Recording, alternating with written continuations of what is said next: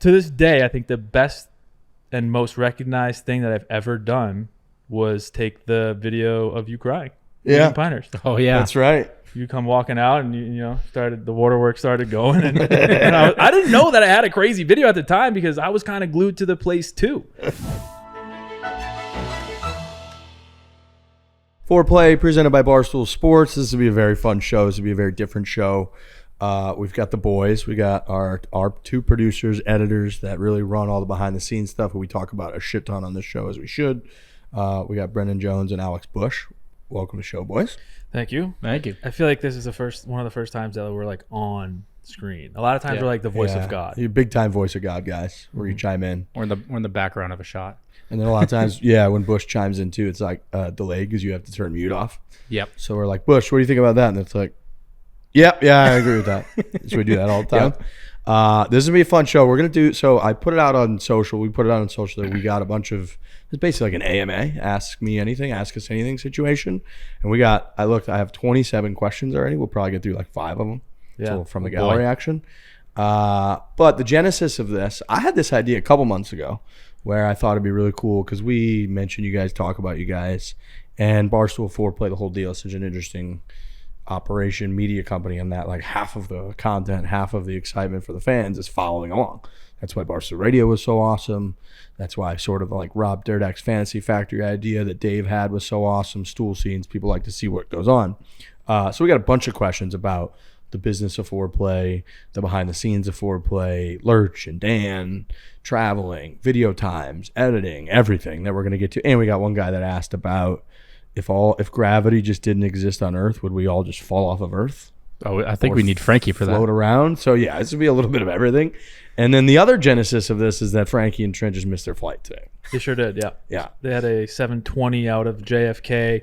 I cut them a little bit of slack. I mean, I made the flight, but I cut them a little bit of slack because No big deal. JFK is an absolute nightmare. And they're coming from a little bit further than me. I live in Queens. They live on Long Island. So we'll give them a little bit benefit of the doubt. But also I wanted to add is you do a lot of this stuff on like other platforms, which is cool. But like our fans don't really get to hear it unless they find that. We were talking about that right when you guys got here. And you're right, where I have done a lot of these types of questions and answers. I've done either on like Bailey Chambly, who's Brandel's wife. She teaches kind of a media class at the Cronkite Journalism School that's at ASU down here, and asked me to come in for an hour or so and like speak to her class about kind of the future media.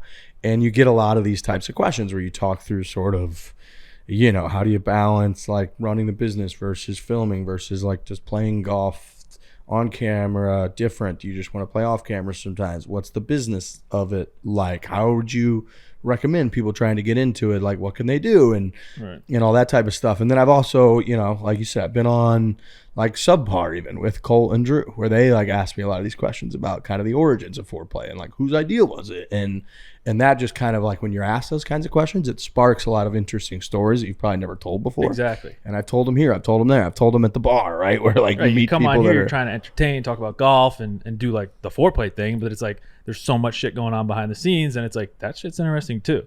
Big time. I think people like that stuff a lot. We don't talk about it a ton.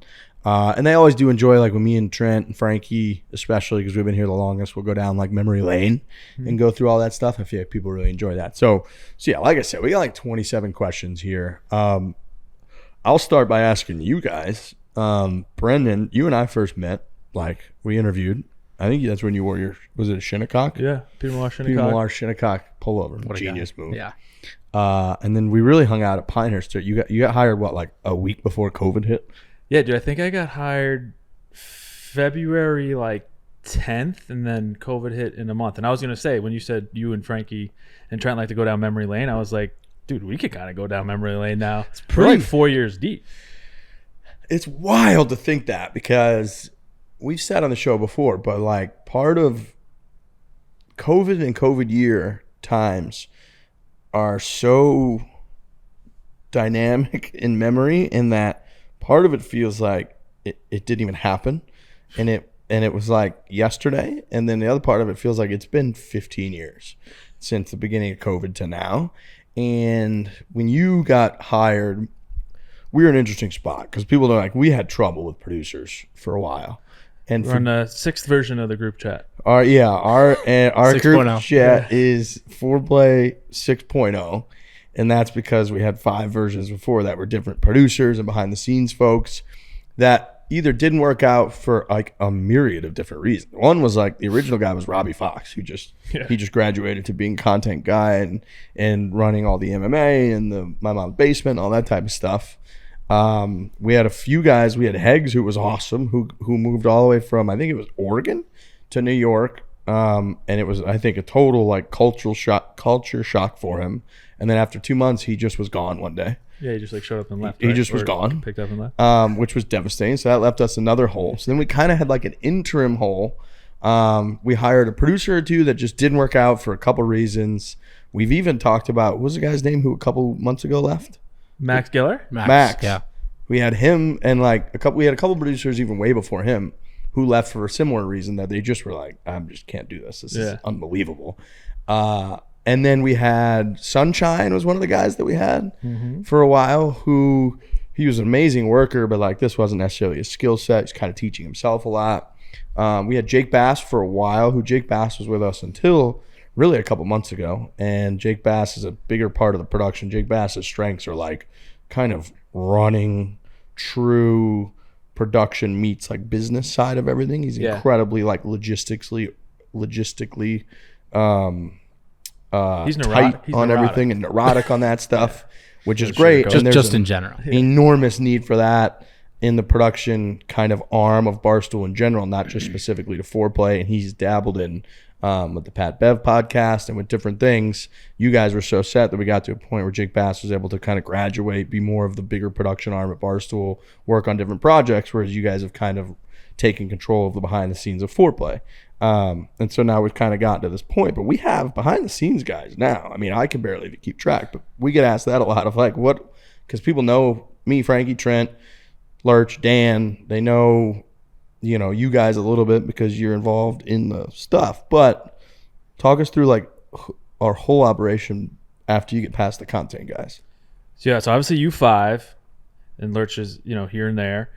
Then we have myself, who does and kind of oversees all of it, and mostly the YouTube, a little bit more of the like bigger production stuff when it comes to like our series, dealing with obviously the sponsors and whatnot that kind of need to be integrated into those videos. And then obviously Alex handles all podcast duties. Then we recently hired Kyle Timms, who's a huge stoolie and who looks just like Trent Ryan. Ryan. Just like Exactly. Trent Ryan. He's an editor. And Jared Delibero.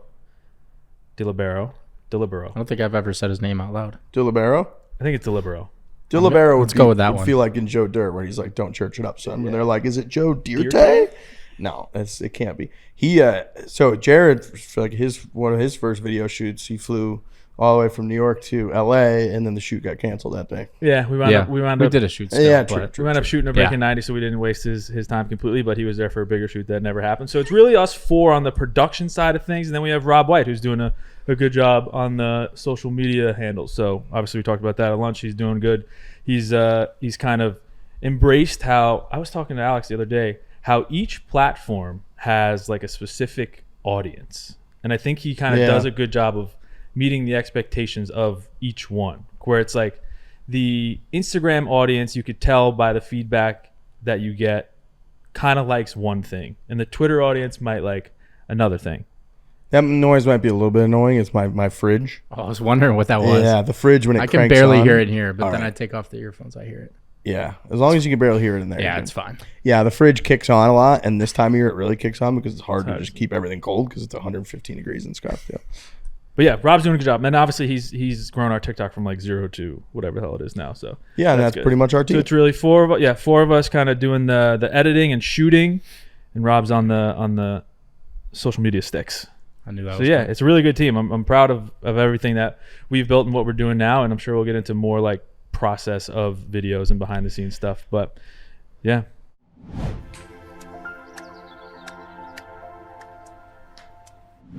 Chevy is working to make charging simple.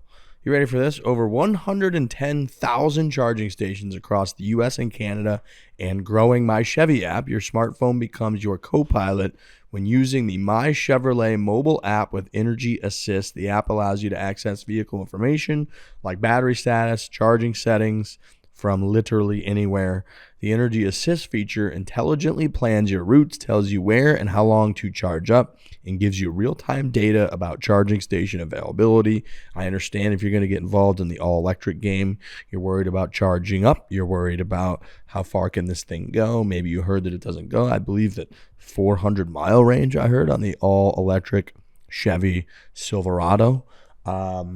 But if you are concerned about the charging, like I said, over 110,000 charging stations. You get home charging, so 3 different levels. Options are available. Chevy electric vehicles offer great options for charging, all of them as simple as plugging in your smartphone. Learn more at Chevy.com/electric. We love Chevy. We talk about them later in the show quite a bit. The bow tie, the whole deal, technology, the future coming together, all electric. So go learn more. Go check out this website. Just please do it for me. Type it into your browser. You're going to love what you see at Chevy.com/electric.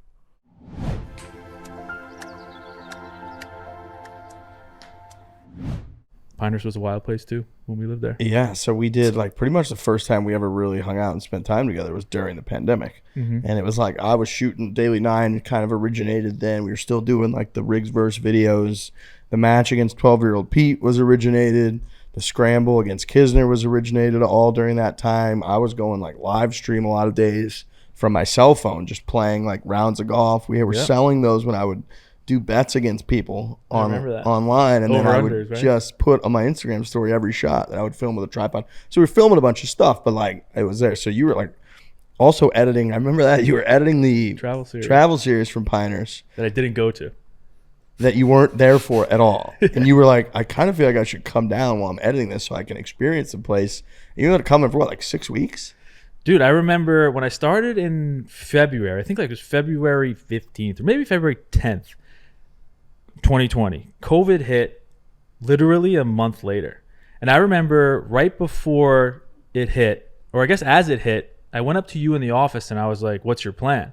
And I know you threw a hole in the wall. I don't know you threw a hole in the wall, right? Like I just met you. Yep. And you're like, I think I'm going to go to Pinehurst and spend as much time as I can down there. I think you had just met Pashley maybe. Yeah, I barely knew Pash. You barely knew Pash, yeah. And you just met him. You're like, I kind of know Tom Pashley, president of Pinehurst, and he invited us down, and I'm going to go down there, and I'm going to do some stuff because, like, New York shot. And I'm like, totally get it. And me just being, like, the new guy / like, I got to do something, like, you know, like, I don't know. Like, dude, if you ever need any help, just, like, let me know. I'll drive down. It's, like, an 8-hour drive from Long Island, and I'm pretty sure, like, it's better down there than it is here because it sucks here. Which is true, it was. And then I remember my birthday's in April, and it was after like 2 or 3 weeks you were down there. I saw what you were doing. I was working on the travel series, and I realized that we didn't have like enough footage in my mind. I was like, we could use more B-roll. We could definitely use more drone footage, especially like with the vision that you guys had and Frankie had and all that. And I was like, if I come down there, like, I think it's just better for me. And you were like, you hit me up like 3 weeks later and you're like, dude, honestly, like, that's not a bad idea. I have a house. You were currently staying with Abby Leventhal and Brendan Arnsback. They were in your house, and you're like, dude, if you want to come down, come down. And I was like, honestly, like, Long Island sucks. You can't do anything here. And you're like, and this is probably terrible to say now, but you're like, dude, it's like kind of not existent here. Nobody cared down there. It was like, I mean, the stuff was closed, but outside of that, nobody cared. Yeah, you're like, and we could just like play golf. You could get all the drone footage in the world. Like, nobody's on the course. You could kind of do what you need to do. So I was like, all right, let my birthday pass, which I didn't even do shit because it was during COVID. So like April 8th passed, and I just kind of like drove down, and I was like, all right, I'll be down there for a week. I'll get what I need. And you're like, yeah, whatever, stay for however long you want. You literally Airbnb'd a house, and you had an extra room. Mm-hmm. So I was like, all right. So I went down, and I remember I was like, dude, this is huge. Like, if I don't have this drone footage, like, this video doesn't come together. So I think the first one was Pinehurst number 8. It came out. It did really well. I was like falling in love with Pinehurst and the staff there because we got so close. Mm-hmm. And I was like, all right, what's next? Fore, like our episode at Pinehurst number 4. And I was like, you know what? I'm going to stay another week and get like more drone footage from Fore. That turned into. And then we were also like playing the Cradle every night at 5 o'clock. And I was like, this is amazing. Like, this is work right now.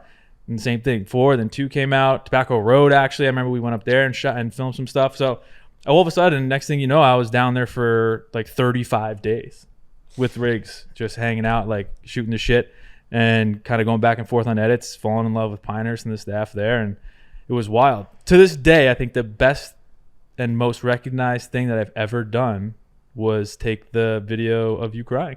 Yeah. In Pinehurst. Oh, yeah. That's right. That's right. Which Kirk recreated a couple weeks ago. Yeah, I saw it. That's right. You shot that video? Oh, yeah. That's amazing. Me and Pashley, because we got really close, like got on the same page. He was like, we're going to do this big goodbye for rigs. And I was like, which I had no clue about. You had zero clue. And obviously, it was like meant in jest, but it wasn't. I don't know. He was like, he obviously helped us out, raised over $300,000 for the staff here and all the workers who like couldn't work. And I was like, all right, so this is like a cool like thank you or whatever, I guess. But then at the same time, he was like, yeah, it's also funny. Like we're totally, you know, and I was like, all right, whatever. He's like, just be there. If you want to capture anything, capture anything. So I was like, all right. And then lo and behold, you come walking out and you know, the waterworks started going. And I didn't know that I had a crazy video at the time because I was kind of glued to the place too. Yeah, with you. True, I was true, like, true. I was like, oh, I think I could see You how cried it's too? emotional. You were I mean, immersed on in the it, too. inside, I was like, oh, fuck, like, we got to leave. This sucks. But yeah, and then there it was. It's funny. My trip there, I don't know if people know how that originated, but I had met Pashley in like the summer of 2019 on a trip with like Matt Janella and Alan Shipnuck and a bunch of guys that do a band trip that I got invited to. Went there, had met Pashley there, and he had said, you know, you guys haven't been to Pinehurst yet. I can't believe that. Why don't you come? So late 2019, we did the trip to Pinehurst that we filmed the videos that you weren't there for, but we're editing. Unfortunate. And then, also our boy Andrew that we used to have. Andrew who Miller, yeah, went we to did. He was MLB. actually like one of my really good friends. Yeah, He was part of the fallen producers. Yep, that's why we're at 6.0. So then fast forward to the spring of 2020, I had a college buddies trip that's like 20 or 24 guys. And we were booked to go to Pinehurst for our annual buddies golf trip. And we were literally supposed to go like March 19th to like March 22nd or something. Yikes. That's when we were booked to go. And so Pashley had been reaching out to me 3 weeks out, being like, hey, I know you guys have this big group. There's this kind of this coronavirus thing going around. Like, just kind of keep me in the loop if anything changes. I was like, yeah, I mean, we're kind of aware of it. But like at that point, it was largely, I remember like Italy had shut down. It was largely in like Asia or China. We were like, yeah, we're not that worried about it. 2 weeks out even, I was like, there's some guys with kids and stuff, but like everybody's coming. We're fine. And then like 10 days out, I was like, we had a call. Like a couple guys are a little more nervous than we thought. We might have a few like dropouts that guys have their wife's pregnant or something. But like for the most part, like we're still coming. And then it was literally like we were supposed to go Thursday. And that Sunday before was the day when like it was 65 out in New York or something in March. And everybody was out having a great time that like Saturday, Sunday. And that Sunday, like Monday, is when the whole America got shamed for being outside. It was like spring break stuff got exposed where everybody was out on spring break in Panama Beach and like you're not supposed to be together. We're talking about that. And that Monday before, we had Barstool Radio, which we did. We went to the office. And during that day, the whole world had shifted from like everything's fine to like I think all offices are going to shut down. We did Barstool Radio that day. We were the only people in the office at that part of the day. But it was like me, Dave, and Tommy. And we held Barstool Radio. And we said at the end of that show, we're like, by the way, we're shutting the office down. So for the foreseeable future, this will be the last Barstool Radio show. Well, that was the last time I really hosted radio. Like I used to be in the office every day, literally for work and all that, but also like hosting Barstool Radio with Dave and with Tommy. Fucking Frankie and Frankie was our fucking producer. It's like crazy to think about. But then that happened. The next day, the next 2 days probably, was just stuck in my apartment like everybody else. As the world shut down more and more, it got tighter and tighter. And I had still stayed in touch with Pashley. And Pashley said to me, look, I know you're at that point, like I told him, my whole group's canceling, like nobody's coming. He's like, I totally get it. That's what the whole resort, that's what we're here. And he was like, if you still in any way want to come down, like we'll put you up as long as we can. Yeah, because you were in Carolina for a while. And so when I first went down, he was like, everything canceled. Like the hotel's still open. Like, so he put me in like the presidential suite in the Carolina because he's like, there's nobody here. And I was like, unreal. I didn't know that part. This was crazy. So he put me in the presidential suite at the Carolina Hotel, which is like, it had like 5 rooms in it. It was unbelievable. It had its own like porch on the first floor overlooking the pool. It was insane. But there was nobody there. And for the first probably 2 weeks or so, I stayed there. And then about 10 days in or something, he's like, hey, We got ordinance or whatever it was from North Carolina. We can't stay open. So we have to close on Wednesday or whatever. And I was like, okay. So then I looked, got an Airbnb, and then for the next like month and a half, I got Airbnbs. And at the end of that, they opened up. But from when I got there on like March 17th or whatever it was, like the rest of the world got worse and worse. Things got tighter and tighter. New York got worse and worse. So I was like, I'm not going to go back to New York. At the time, I was petrified of going home and visiting my parents and like giving it to my parents.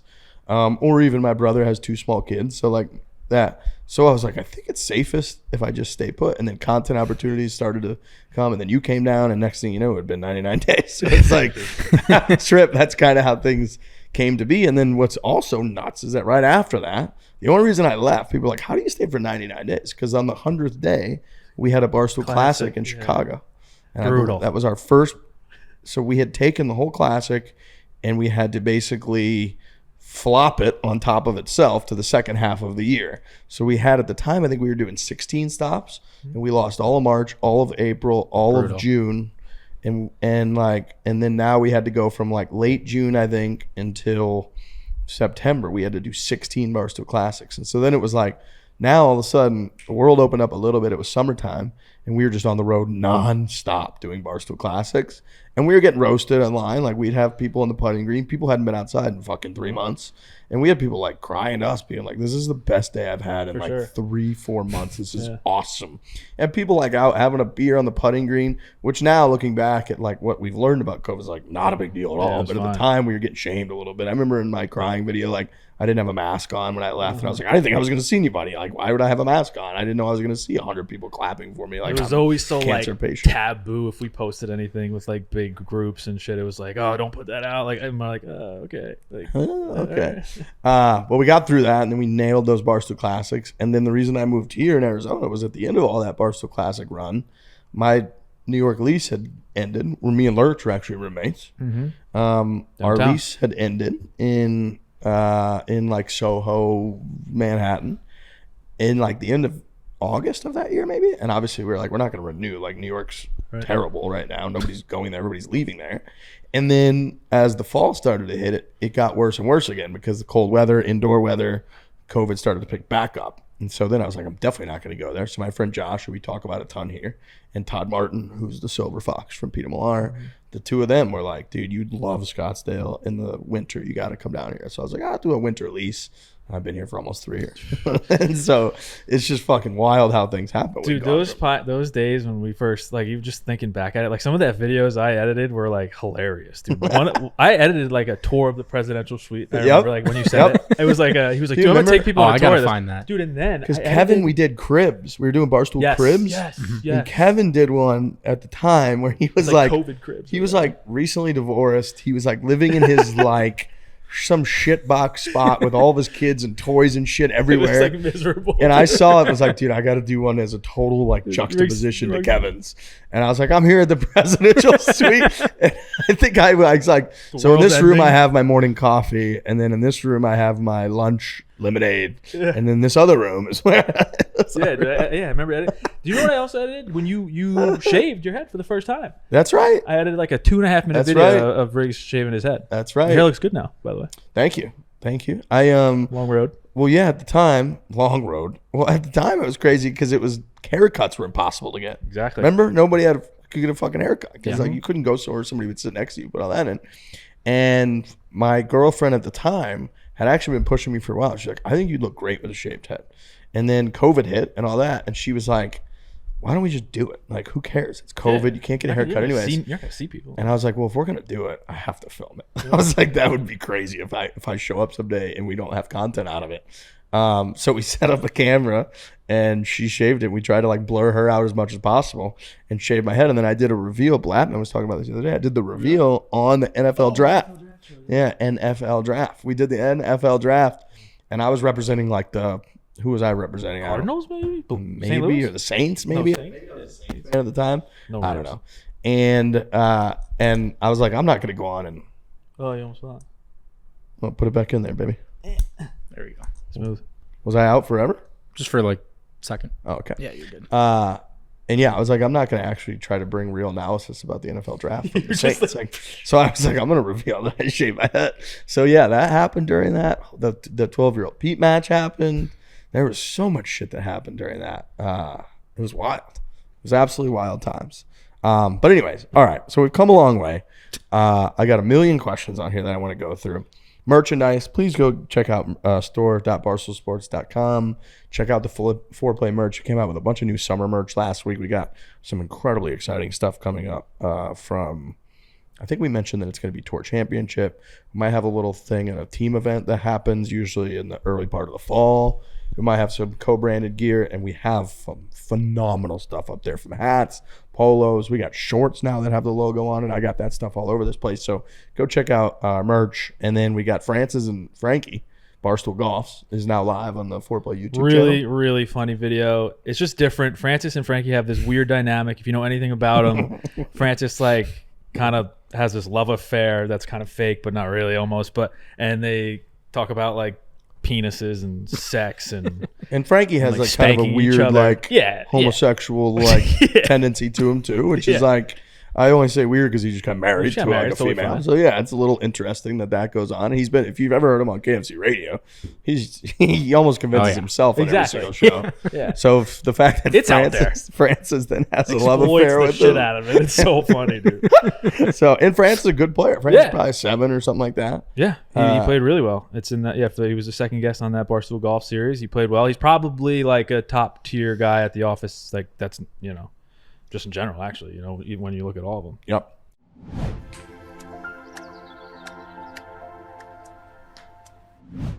All right, guys, you know that we trust our friends at Peter Millar. We talk about these guys on the show quite a bit as well. We tell the whole story about getting in with them becoming our apparel sponsor, how much we love Peter Millar. We trust our friends at Peter Millar to make sure we look our best on the course. And as the temperatures start to climb, it is a solid 100. We're in Arizona right now. We're here in the 113 degrees out. As temperatures climb to 113, you're gonna want to acquire, use, and it's not humid here, but in other places where it's humid, it could be gross down there. You're gonna need something light. Peter Millar's Salem Performance Shorts are the way to keep yourself comfortable and stylish on and off the course. They have a bunch of great colors. Salem shorts feature a lightweight performance. They're incredibly lightweight. It's like they're not even there. Performance fabric with built-in two-way stretch, making them the perfect short for warmer days. Since it's Peter Millar, the design team obviously makes sure that you look just as good wearing these off the course as well. You can wear them. I wore them to lunch today. I looked very cool, I thought. Thanks to a classic clean style. So whether you're on the course, whether you're headed downtown, Peter Millar has you covered. Go to this link. That's petermillar.com/foreplay. You can explore the entire Peter Millar line and a bunch of our favorites. That is the Salem Performance Shorts. Bunch of good options. Everybody wants good pairs of shorts. You can get a bunch of them, bunch of different colors, styles, under the Salem Performance Shorts at Peter Millar. You go to petermillar.com/foreplay.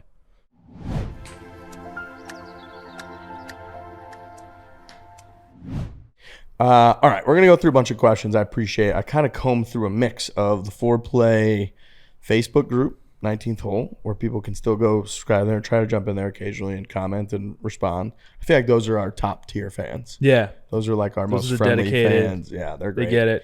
Email. Shout out to Facebook people for being nice. A lot of people emailed, a lot of responses on Twitter, and then some Instagram DMs. So I kind of, I tried to spread the wealth a little bit. We're going to go at Squids Cards. Says, what is the balance of golf for work and golf for fun like? How often is everyone on the course? I say I guess we get this question a lot. Mm-hmm. It's different for everybody, I think. Yeah. Definitely different for everyone. And I would say now we're kind of in a place where Frankie and Trent have in the last year or so really graduated from being in the office to where they're out in Long Island together. They got a lot more freedom to get out and film golf, and you guys are there, so you guys can film golf with them a lot. Which has been phenomenal for fixing Frankie, for obviously breaking 90, for the introduction of Barstool Golfs and all that stuff. And then for me, I mostly film when we're all together in terms of like YouTube videos, and then film a lot of like the daily stuff that we put out. So like Daily 9, even though it's crazy to think Daily 9 was originated during COVID, of like trying to give people something. I was putting in my apartment in Manhattan, and then eventually like chipping Crazy. and putting at Pinehurst to like now. But the nuts part, like me and Bush talk about it, me and Rob talk about it, like we'll put up a Daily 9 on Instagram and look, and it has like 310,000 views. Yeah. So you're like, that took 10 minutes for me to film, maybe 5. And like, it is something I like to do. I have a putting green in my bedroom. I literally had to put a putting green in my bedroom. I love to chip and putt around. I love to try to get like better at golf. And so it's like, might as well film it.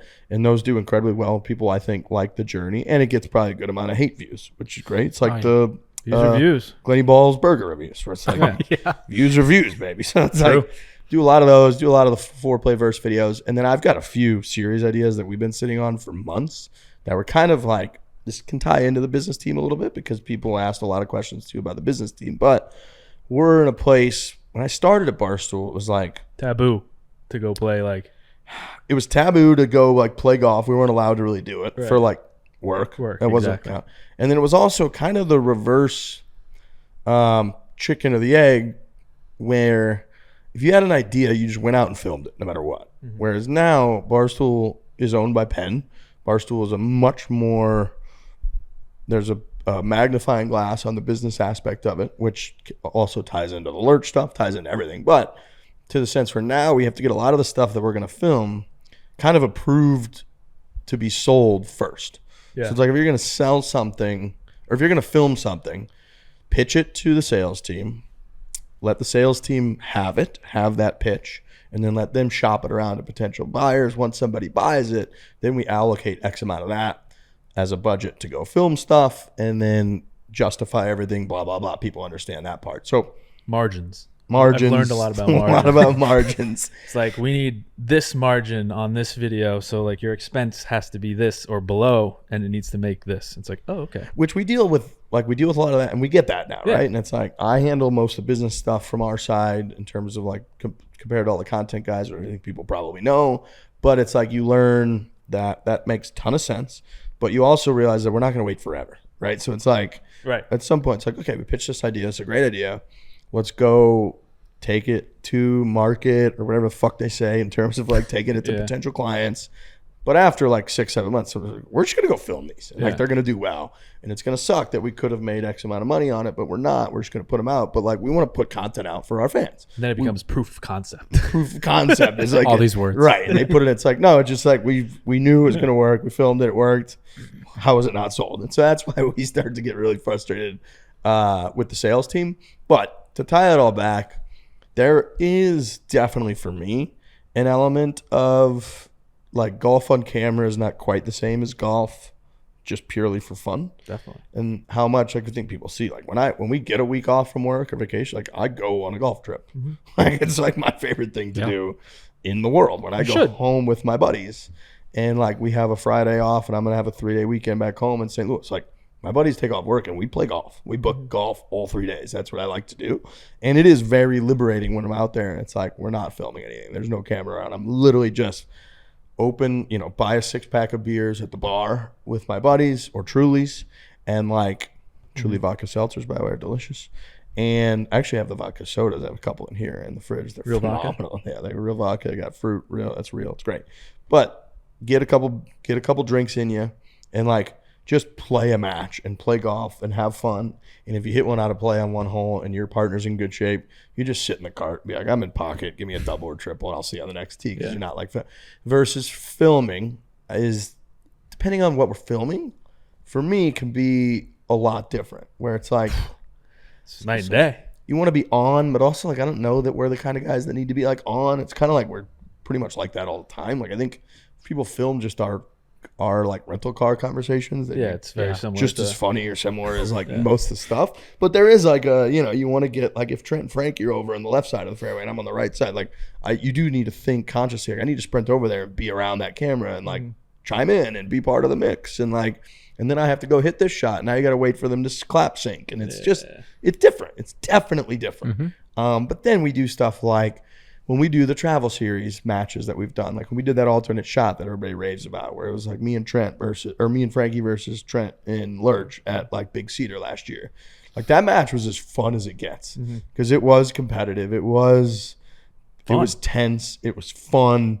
Golf shots mattered. And like, how often do we, as guys that loved to play sports in middle school, high school, maybe in college. Like now that you're older, you don't really get an environment where you're actually in a truly competitive environment where like a shot or a moment feels like it matters. It's kind of that part's over in your life. Mm-hmm. And when you're out there in that situation, and we have this at the Ryder Cup, like we've had this at different stuff, the scrambles that we do, where you have like a big moment that hundreds of thousands of people, if not millions of people, are going to see, that like you want to do well. Yeah, it changes it. It just changes everything. It changes your mindset. And I could feel it too. Like when we're behind the camera, 100%. I'm like, he's nervous. I know he's nervous. Like he's thinking about things that maybe he shouldn't be thinking about, or wouldn't be thinking about. If this was any other situation. Totally. And like, it's good to have that. I think it's really good to have that. And it'd be impossible not to be like, dude, if I miss this 3.5 footer, like that clip is going to go everywhere and I'm going to get roasted. Yeah. Or if I hit this drive off the planet, like last year when I had the driver yips, which I've gotten over, by the way, when I had like the driver yips, you're standing on the tee being like, dude, if I hit this off the planet again, which I'm doing all the time, even when I'm on camera, like this is going to go everywhere. Like all the comments on YouTube are going to be nuts and it's going to like kill. And it's like everybody in golf that doesn't play professionally has kind of learned like, hey, dude, nobody cares what you shoot. People do care what we shoot. 100%. Like there's very much people so. Judge and respond and all that. So even if you personally can mostly detach yourself from that, you can't 100% detach yourself from that. So it's like that creeps in and you're like, fuck. Whereas when I just go play with my buddies, it's like, all right, maybe I'm going to shoot 82, maybe I'm going to shoot 74, maybe I'm going to shoot 92. Like none of my buddies care. It's like we're just having a match against each other. As long as I have a big birdie, my partner's happy and we have a beer after. Like who gives a fuck? So that part of it's definitely a little different. But I still, like my favorite thing, you look around my fucking apartment, it's like golf everywhere. Trips. Yeah. It's like all I like to do is play golf. For us, it's a little bit different. I would say when I first started and I didn't have Alex and it was just me and Jake Bass and obviously no Kyle and no Jared, I was playing like minimal golf. We were just so busy. We filmed so much. And I mean, I love golf just as much as the next person. Like I love playing. I'm not the greatest, but I definitely love playing. I can hit the ball and I definitely have a ton of fun. And I would say when I first started outside of the Pinehurst trip where we played all the time during COVID, but then when stuff started to like really ramp up, I was on the Barstool Classic tour with all you guys and just filming like every day. The 4-man scramble was hot. Travel series were going. And it was pretty much just me because Jake was just handling the pod. So I was kind of handling everything else YouTube wise. And I think that's something that people don't really understand either. They're like, oh, Barstool, big company with a ton of production people. It's like, how come you guys can't get this out faster? Or how come like, this looks like that? And it's like no, it's just like every other YouTube brand out there. It's like it's one dude, for the most part. Like now it's great that we have help, but I didn't have a lot of time to play golf. Like I just didn't. So I started to like definitely not resent the game, but I was just like sucking. I was terrible at golf and I was just kind of like, I need to start to consciously play more golf. So like I don't get to a point where I don't like golf or anything. Well, and the worst thing that can happen in golf is that you play well.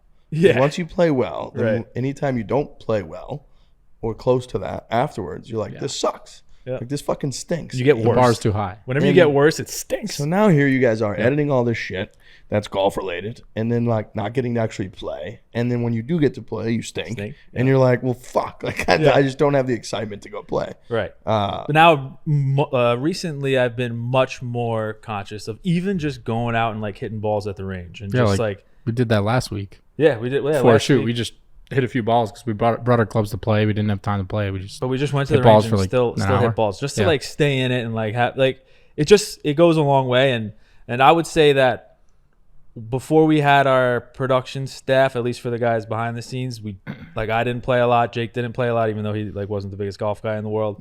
Alex came. You didn't play a lot either. But now that we added some more bodies, we were able to like split up work, which gives us a little bit more free time to play a little bit more, which is huge. So I would say recently we played a good amount this year. Yeah, I'd say the last like 6 months. Last year was just minimal. We'd be remiss if we said we hadn't played more, which is good, and then like it just vibes are better then too. It's just like I don't hate this game. Not that I ever did, but no, it makes a big difference, as it should. And it should, like when the other thing that we're starting to be able to juggle more now that we've got more people is the idea of like freeing people up to do whatever they want. Yeah. But even like we've done that, the three of us, me, Frankie, and Trent, with the Barstool Classic, where it's like instead of going to every single one, it's like, no, I'm going to go to a third or maybe half of them. Frankie and Trent will go to a third or half of them. We'll cover them that way. And like, it's definitely, each event is definitely maybe slightly a little bit less enjoyable for every player there if we're not all three there. But the actual cost benefit analysis for foreplay for all three of us to be at every one is enormous. Yep. And the actual benefit to the event and to the overall, experience of everything, if we're all three there, is not worth the negative of all three of us having to be at every single 125 events.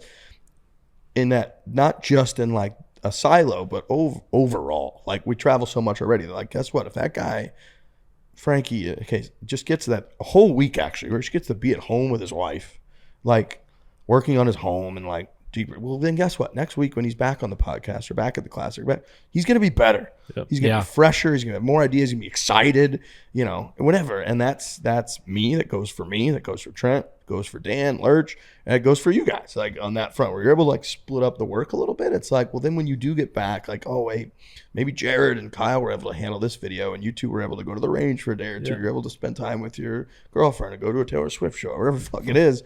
And then like, guess what? That next week when you get a new video dropped in front of you, you're like, you're reinvigorated to a degree, And I think that stuff matters, which you don't really get that benefit to like manage all those things at first, because everyone's like, we need to fucking do it. And you don't trust other people, right? Oh, yeah, no. So you definitely don't trust other people. Like, no way, dude. Especially on your guys' end. Like, you don't trust people to edit our golf videos the right way. Yeah. No, I mean, you leave one thing in and it's just like, you're going to get roasted online. Like, it's like, there's things that are said in videos and it's just like, all right, that's just like not meant to go in. That was like very much like behind the scenes talk. Like, we don't need like the people to hear that or whatever. Like, maybe it's like Frankie's schedule or talking like about like what he has to go do later or whatever the hell. And it's like, got to take that out. Whereas like if you hand that to somebody who doesn't know anything and is just kind of like editing around stuff and it like falls in, it's just like, all right, we didn't need Frankie's personal life on blast. Like, in this 9-hole video with Jerry. It's like very simple. But also like in the same vein where it's like freeing people up, it also frees them up like to do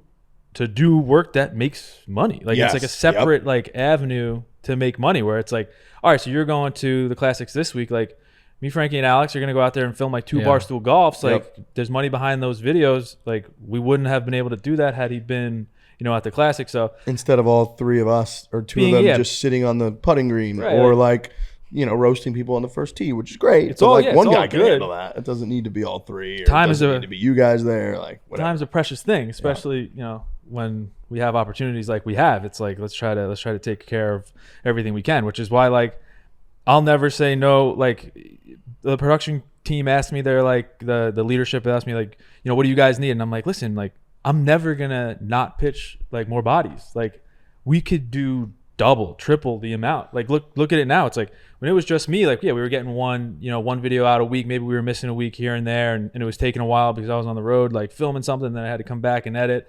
And Jake was obviously crushing the pod, but now it's like, all right, we got Alex, we got Kyle, we got Jared. We don't miss a week ever. Right. It's like imagine adding 2 more editors. It's like, all right, well now we're just gonna put out 2 more videos. And there's a ton of YouTube brands out there that like have multiple editors and like a legitimate production staff that the public doesn't know about. It's like, oh, like it's XYZ and XYZ are like editing their videos, and it's like, no, like they have help. Like they have help, but there's other people back there that are like on the 1s and 2s, and like you just know.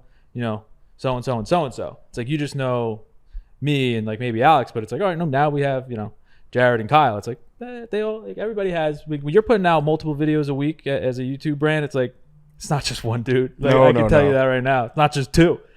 And you guys have told me a lot of like we can get videos out by almost any time, but like each day that we rush it out, it loses a significant percentage in quality and how good it can be. Rather not get it out, but it just won't be nearly as good. If you give me 1 more week, it'll be fucking amazing. If you give me 2 more days, it'll be way better. If you give me 2 extra weeks, it'll be one of the best videos you've ever seen. And if you give me till tomorrow, I can get it out. It'll be a video, but I won't be like people will enjoy it. They'll watch it. Right. Like the graphics might not be as clean as we wanted them to be, or might be a mistake. It might be an error that you like we rushed it out or whatever it may be. Like this tracer might be a little off because we were buzzing through it, and it's like, it looked like it was a little further left than that. And it's like, are they lying? It's like, no, we're not lying. Like, no, we gave you the general sense because you wanted it fucking out, didn't you? Yeah, didn't you want it out tomorrow? You tweeted I thought you did. You're like, where are the videos? It's like, I'm sorry, it's going. I swear.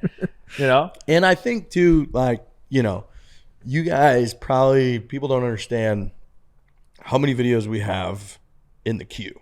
Yeah. If we didn't film another video, We have great ones too. and we have Great we have ones. really Yeah. good ones in the queue. If we didn't film another video from this day on, we'd probably be good. We would definitely be good for 2 months. Yeah, 2 months. right. If we didn't film anything the rest of these next 2 months. Next 2 months, we could go dark for 2 months, dark as in like filming, and we would have enough content to put out a video a week at the least. It's amazing. It's amazing.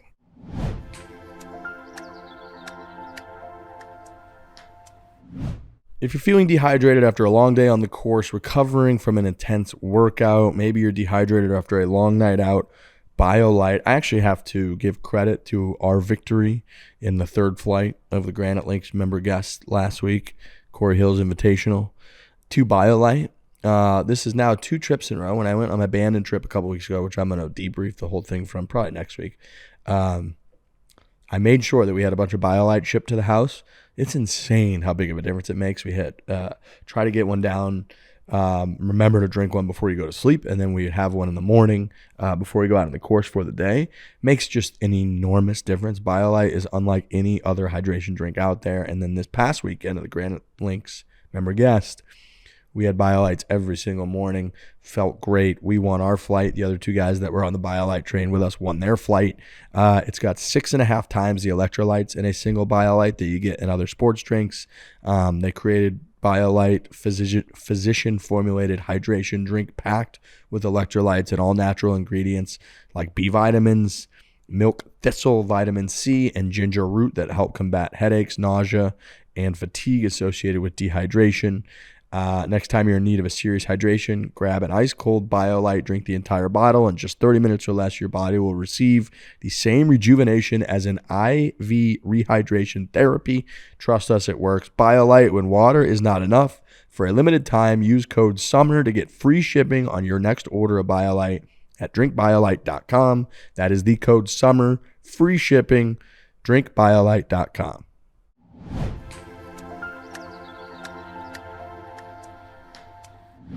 All right, we've got John says, how was the transition from Lurch to Dan gone, specifically on the podcasting side of things? I like Dan. Clearly, Lurch brought a totally different kind of energy to the pod when he was actually able to join.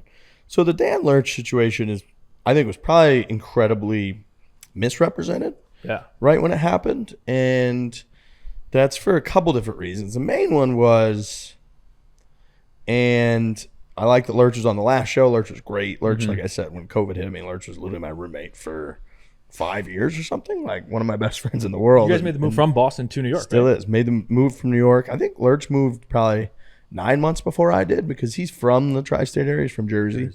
And so he was always going to kind of move back home. It's amazing now he's moved back to Boston. Boston's awesome. We were living in Boston together before. He moved to New York. I moved to New York like 9 months later for Barstool. We got an apartment together. We lived with another guy for like 2 years, and then we got our own place for about a year and a half.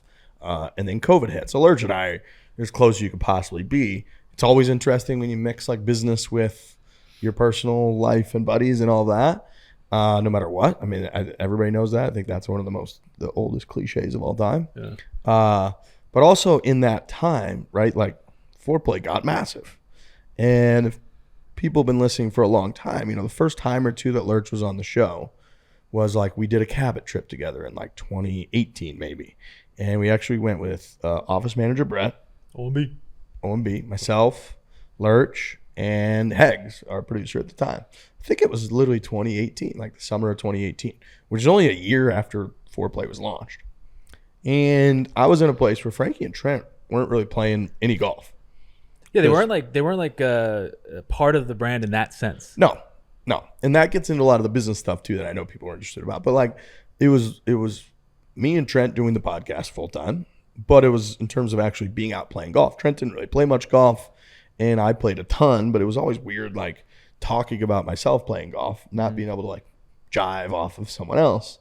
And Lurch was there a lot when I did play golf. So it was like when I would play, it would make sense to bring Lurch on and talk about it. When we did the Cabot trip, I was like, I think we did a show with all four of us, or at least OMB was on there too, where we like debriefed from the Cabot trip. And it just made sense. Like if I'm going to go get invited to go play like Oakmont or something and Lurch goes with me, then like Lurch should be on the show to talk about that experience rather than me just being like, so Frankie and Trent, here's what it was like to play Cabot Links. Like, so Lurch kind of got like, that's how he got originally involved in all of it. And he's a big character. Lurch is, especially like in person, anyone that's listening to the show that's met Lurch in person, he is one of the most personable like human beings of all time. Totally. In terms of his internet savviness, he doesn't really know what the hell's going on. 2 out of 10.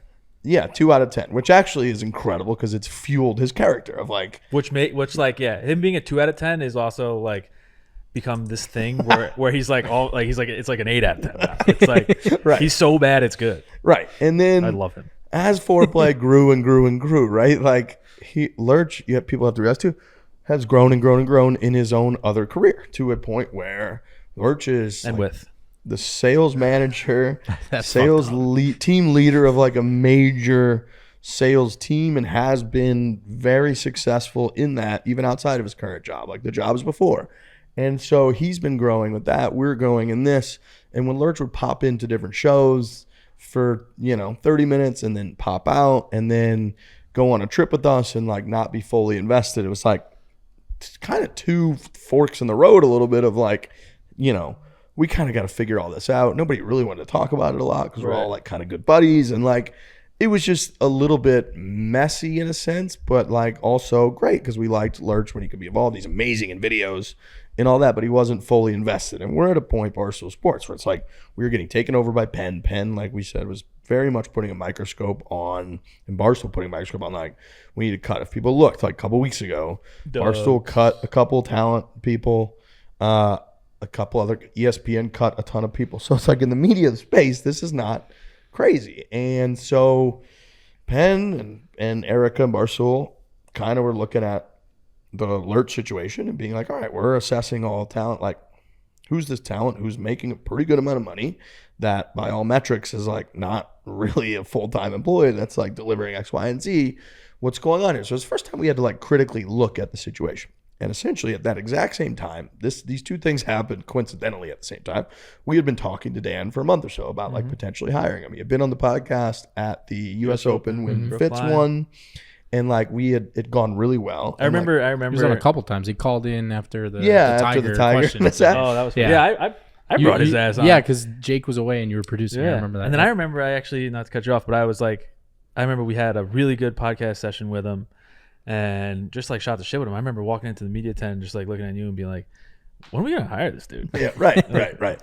And then right when you said that, we kind of made that conversation because this is how we handle most things. Is like among all of us, it was like we had that conversation with me, Frankie, Trent, you know, of like, what do you guys think? It was like, I like a lot. So I started that conversation. It wasn't easy for Dan. It took a few months, whatever. So that was going on at the exact same time that, you know, I had kind of found out from Barstool that they were like, hey, you know, Lurch's contract is expiring. From our standpoint, we don't really know why we're paying him, but like, what do you think? What's going on? And I basically laid out everything that I just said of like, you know, he's a great side character, but he's got a major career, blah, blah, blah. And so all those things were going on at the exact same time. And what that came to was that basically Barstool did like a pretty deep performance review of Lurch's situation, which is what they do with everybody. It's what they just did with Doug's. It's what they do with us. It's what they do with everybody. Of like, what's the output? How much are they making? Basically, their conclusion was like, there's no way we can continue to, you know, pay this person X amount. Like, we just can't really justify it. And, you know, what do you think? And I had to be honest. A business person said, yeah, I mean, he's in and out. He's not fully committed. We're such a rocket ship of a brand that, like, man, people would love to be a part of this. We kind of need people that are fully committed. It's dicey. People get upset a little bit on trips when somebody's working on for a different company while we're there. And all that stuff was going on. And so everyone knows, like, I had to make one of the hardest phone calls of my life where I had to call Lurch and basically say, look, man, like, it's my roommate a year before. And, like, I don't know that we're going to really be able to justify to Barstool that, like, we can pay you X, Y, and Z to not really be fully in. And so what do you kind of want to do? And it's kind of left in a little bit of a weird spot. At that exact same time, we had just kind of hired Dan. And we were deciding how to roll out Dan. And I think the biggest misconception was that Dan replaced Lurch. Yeah. Well, what I was going to say is then that, like, Lurch is not the best with communication on text, which we've said a million times. You got to tag him. You got to tag him. You got to tag him. I think you got to tag him. He's like a text tag. And I'm going to bring this all full circle to where I think we're all in a much better place now. But, like, we we were going through the text being like, all right, we're going to announce Dan on Tuesday's show. We're going to record it and all that. So here's what we're going to do. What's everybody think? Everyone's like, I'm in. We didn't really hear anything from Lurch. Well, then we jump into the Zoom to record that podcast, and Lurch shows up to that without us knowing. So then for the first 20 or 30 minutes, we go on about how we're adding Dan, and Lurch was there but didn't really say anything, and then put out his video where he was like, they kind of cut me out of stuff, so I don't know that I'm really going to be involved in it. And all that happened at the same time without us really knowing it was all going to happen at the same time. And then at that time, too, Dan was hired in like September. Golf was over. Yeah. Golf was over. And what Dan has since the beginning of the year like thrived in is what we hired him to do, which is to really like cover golf from an insider golf nerdiness standpoint that me, Frankie, Trent, Lurch don't do. Because we're trying to be the biggest golf brand, that we can possibly be. And like we've got a lot of the YouTube-y, like funny golf, funny podcasting related to golf type stuff covered. I think I can interview golfers. We can interview golfers well on the podcast together, but like somebody that's like doing these TikToks and videos and articles about the ins and outs of golf can really like speak to a deeper golf audience that we don't really speak to, whatever. And so that's all that happened, no way, shape, or form any way replacing Lurch. It's not so, that's not even Lurch's skill set. I totally get how it came off like that. And at the time, it's tougher, Dan. Because like there wasn't golf to be covered. And because Barstool had always done it this way, when you hire somebody new, you kind of throw them into the fire. We were going and filming golf videos. We were like, yeah, if Lurch can't make this one, like let's bring Dan. And Dan was on. So it looked like Lurch was there Lurch had been like replaced by Dan, which I totally get. I'm not a fucking idiot from people's standpoint. Right. And then you're in a spot where like, I don't want to really release anything like trying to explain this while Dan's trying to get his feet under him. And like the Lurch situation, we weren't 100% sure how it was going to play out. He felt a little bit wronged by the whole thing. So all that was happening at the same time. It was tough to figure out how to like handle it all like publicly, also behind the scenes, also like from Barstool's standpoint, the business standpoint. They were like, yeah, no, of course, this is great. We love, Dan makes a lot of sense. He's so into it. He's reaching out to all the business people. He's reaching out to you guys. He's reaching out to Nate and Hubs on the blog and like posting as many blogs. He was like all in. And so it was this dichotomy at the time that was fucking nuts. And like, I get that it was confusing. It probably came off like we screwed Lurch, which like, Lurch's contract was expiring. We had done a full like, dude, are you going to be full-time doing your sales gig? Are you going to like really be all in on like foreplay? You can't kind of be half in on both forever. And like we've, and so here's where we're at, and it wasn't working out. And now we kind of, after all that shenanigans happened that we talked about, like golf restarted pretty much at the beginning of the year. Dan we had multiple conversations with Dan about like, hey, like you're not a replacement for Lurch. Like these are your strong suits. We want you to be involved in golf when it makes sense in terms of like filming golf videos, but like you're doing this now. He's got the videos, the series that he's done that are doing incredibly well. His TikTok videos that he makes about what's going on in the world of golf and the news of golf is such an additive thing that we never had before. And then when we have done shows, especially when it's been like just me and Dan, where we talk golf, people love that because it's so different than the dynamic that we do, which is great. He's gotten us so many guests. Like the amount of times we just have the PGA Tour winner or a major winner from 2 days before on the show, it's because Dan knows all these guys and gets us great guests. So he's found his own. And then we had a deep conversation with Lurch at the beginning of this year about like, hey, what all went down? Like, what do you think? Where are you at? And came basically to an agreement of, okay, let's come up with something new from like a structural standpoint on how you're going to get compensated. Here's what we really want you to be involved in. We want you to be pretty much as involved as he can possibly be in. So a bunch of these questions were like, how do we get Lurch to be more of a regular guest? And it's like, well, look, dude, Lurch is not going to give up the job that he's got, which is a killer job. But he wants to be involved because it's a cool brand. He's great at it. People love having him. And so we're trying to get better about like scheduling and being like, hey, we're going to film this travel series this week.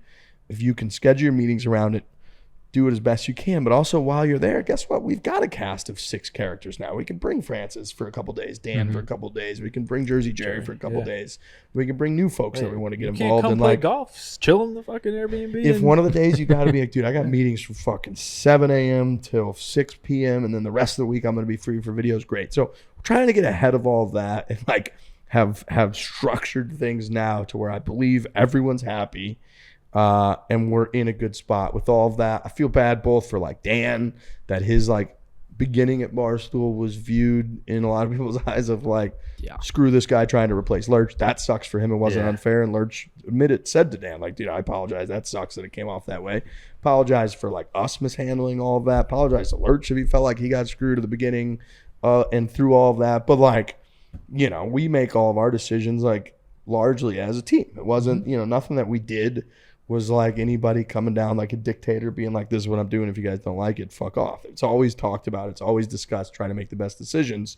And luckily, I think like it's great that people want Lurch to be involved. Like, for sure, he's a great character that people like. It's great that like people, when we do shows, like I said, with Dan, when he does side gig or he's doing 9 to 9, like that's completely additive new shit that we would never do. I love that he's doing the Monday morning wrap and he ranks 50 players in the field. And like, we would get none of that stuff if we hadn't brought that on. So I think we're in a good spot now, but that's kind of a long-winded way to explain the whole situation. No, you gave the whole story, which was honestly needed. Like it was insanely tough timing for that whole thing to kind of just come together. Yeah. And it's like, there was definitely, just because there was just things that were up in the air, and that's just like the nature of us, where it's like, yeah, I mean, like this is just how it is right now, and we're just going to get through it. And I remember just like, because I knew Dan a little bit prior just from meeting him at certain tournaments and whatnot, and same thing with Alex. And I remember just like, I would not say like talk him off a ledge, but he's like, dude, these guys, like the fans are killing me. And I'm like, I know, dude, like this is real. Like it's tough timing right now. They kind of like,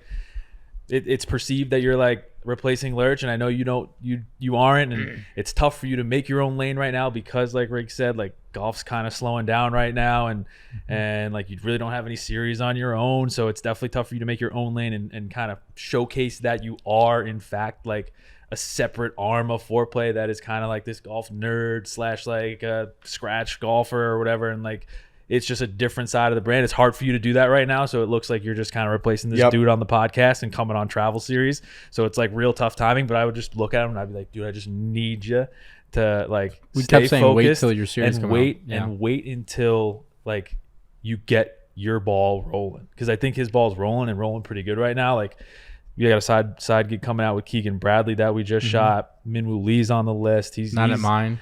Not in mine with Blake Griffin. I don't even know if any of this stuff is public yet, but it's all coming out. He did. Yeah, it's like he's got some stuff going, and he's obviously he's like his own little entity, right? Like he wasn't part of the established original crew, and obviously, you know, he wasn't here 5 years ago, and he never technically will be, right? Like he wasn't an OG with us, so it's like he's doing his own thing, and he's kind of like chipping in with the whole when he can and when he sees fit, when we see fit, and it's a lot and when like he could a add TV value. show too, right? Like it's like, let's say we're on season 6 now, and it's like one of the characters, kind of like a side-ish character, but it was definitely involved, is like kind of gone, and they brought in a new character that's like not replacing him, but like just a new character from a different part of the show that like is trying to be, and you're sort of like, wow, this is a new age. Do I like that? And so I get that, right? Like I get it from the viewer standpoint. One thing that I love about Dan is like, Dan has been insanely receptive to feedback. Yes. When you tell him like, hey, actually, I sit down with him like, hey, here's where I think your strong suits are. Here's like, when you just chop it and try to, where me and Frankie and Trent, who've been doing this, by the way, we've been at Barstool for, this is our 8th year where we've been at Barstool. Like we have been doing this, like shoot the shit, having chemistry that we've been building for 7 years now, going on 8. Like you're not as good in that environment as like we are, and people can see how you can like it might derail it a little bit, but guess what, dude? Like also when we do bring you on and you've got an incredibly insightful segment during the US Open or during the British Open that like we would never get to, people are hungry for that, man. They're watching live from coverage or listening to as many golf podcasts as they can. When you're doing like, when you're going through shot by shot with Matty Fitz of watching the footage from his US Open win, like that's insanely insightful stuff that I find fucking fascinating that we would never be able to deliver. And he took all that and was like, I got it. I love it. And like that made him feel better.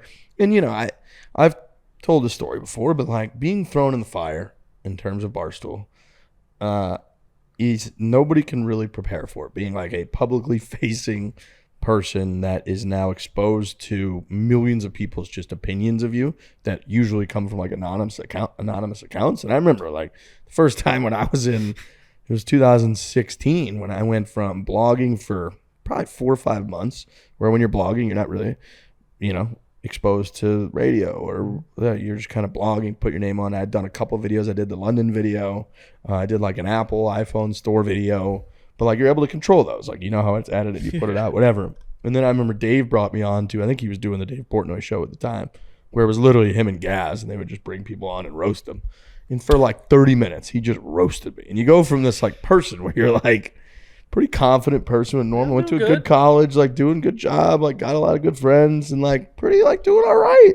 Think pretty highly of myself. And then like in an instant, it's like everyone on the internet that's a Dave Portnoy minion, which is pretty much everyone that's like a Barstool fan at the time, especially in 2016. There wasn't really, pardon my take, much. There wasn't like Chicklets and this foreplay crowd and this Chicks in the Office crowd. It was like that was like Barstool crowd. The Barstool crowd followed Dave, and they're just roasting me about everything about you. Your eyes suck. Your hair sucks. You fucking right. Why are you so twitchy? You don't even know how to talk. It's like what the fuck. And I went home to my apartment and just cried. I just like tell everything. And you just jumped in my bed and just cried. It was like, but I remember I told Dan this. I was like, I had a moment with myself. Like, all right, dude, like. You either got this or you don't. Like you can either fucking handle this or you can't. And it's your choice. You can go back and get a pretty anonymous job, pretty normal job, and like life will be pretty solid. No big deal. You won't have to face this shit. Like people will tell you you're great every day in life. You'll go to like little work conferences every week where they're like, oh yeah, everybody's so lovely. Let's do fucking Barstool Beast. And like your life will be great. Or you can like take a shot and like you got an insanely cool opportunity, and this is part of the baggage that comes with it. Yeah. And like that's not easy for everybody. And we've seen people at Barstool. You guys have seen plenty of people throughout your time at Barstool. Happened to Trent. That like, yeah. Oh, people hated Trent. People hated Trent. Yeah. Wow. Yeah. Were people commenting? Weren't they commenting over and over? Just fire this guy. Yeah. Fire Trent. He said he couldn't write a blog. He's like I couldn't write a blog because like it was crazy, really bad. Yeah, and that's Trent. Most lovable, now he's nicest lovable person as hell. ever. Yeah. And he was at the time, but it's like people can just be ruthless. And I remember when PFT Commenter first started and we were both blogging, and we both kind of would cover like some serious-y topics, right? Because he's fucking genius. He could like write really satirical, funny wordsmith stuff about politics, and I was kind of covering political stuff at the time. That like the comments would be like, "Can't believe they hired this PFT guy. Riggs is the best." And I was like, "You guys are wrong. Like, I think you're very wrong about that." And so it's like you just kind of gotta figure out that you can do it or not. And I think luckily we're in a great spot where Dan has come a long way. He's figured out a lot about himself, figured out how to get a lot more comfortable in the job. His tweets go crazy during tournaments. Oh yeah. And like he's very much become much more accepting and able to roll off him that like he's gonna be our punching bag a little bit. We're gonna like make fun of him for being like our dorky golf guy, and that's fucking great. That's like part of the role. I think we answered that question. I don't even know what the question was. It was like Lurch Dan dynamic or something. Yeah, love that.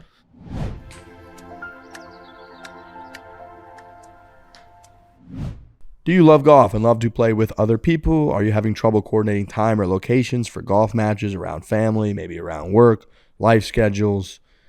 We're here to introduce you to a new app called Links Golf. Super easy to use, clean look. It's the first ever app of its kind to offer real golf leagues from your phone. Fantasy league meets reality. Think of it that way. For a limited time, there is free full access. Remember that. Free full access, limited time. Great for golfers no matter what level. Your normalized scoring is done based on index, hole handicaps, and course difficulty. So you can have a match with somebody, get up to 7 days to post your scores. It doesn't matter which course you play. It normalizes everything, levels everything off. It takes the rating, the slope, all those things that the raters have gone out and done so that you can see the difficulty. It rates the holes. You have a match with somebody no matter where they're at. It's absolutely amazing. Links Golf app has made it easy for golfers who have never been able to play in a competitive league at local course because they can now play in their own time from separate, different courses. You can also just post your scores afterwards. You don't have to sit there and be on your phone the whole time. As soon as you're done, put your scores in, have a match. You could be in a league, and then you got up to 7 days for the other person to play, see who wins, and continue moving forward with your life. You don't have to play versus your friend at the same time. You got 7 days. You don't have to use the app when you're playing. You fill in the scorecard post round if you'd like. App is great to use as a side match with a buddy in different states. So you play your local game Sunday morning in person. You can always play another match with someone else through Links Golf. Download Links Golf app on the App Store or Google Play to set up a league and start playing for this golf season. For more information, go to www.linksgolfapp.com. linksgolf.com. Again, go download Links Golf app right now.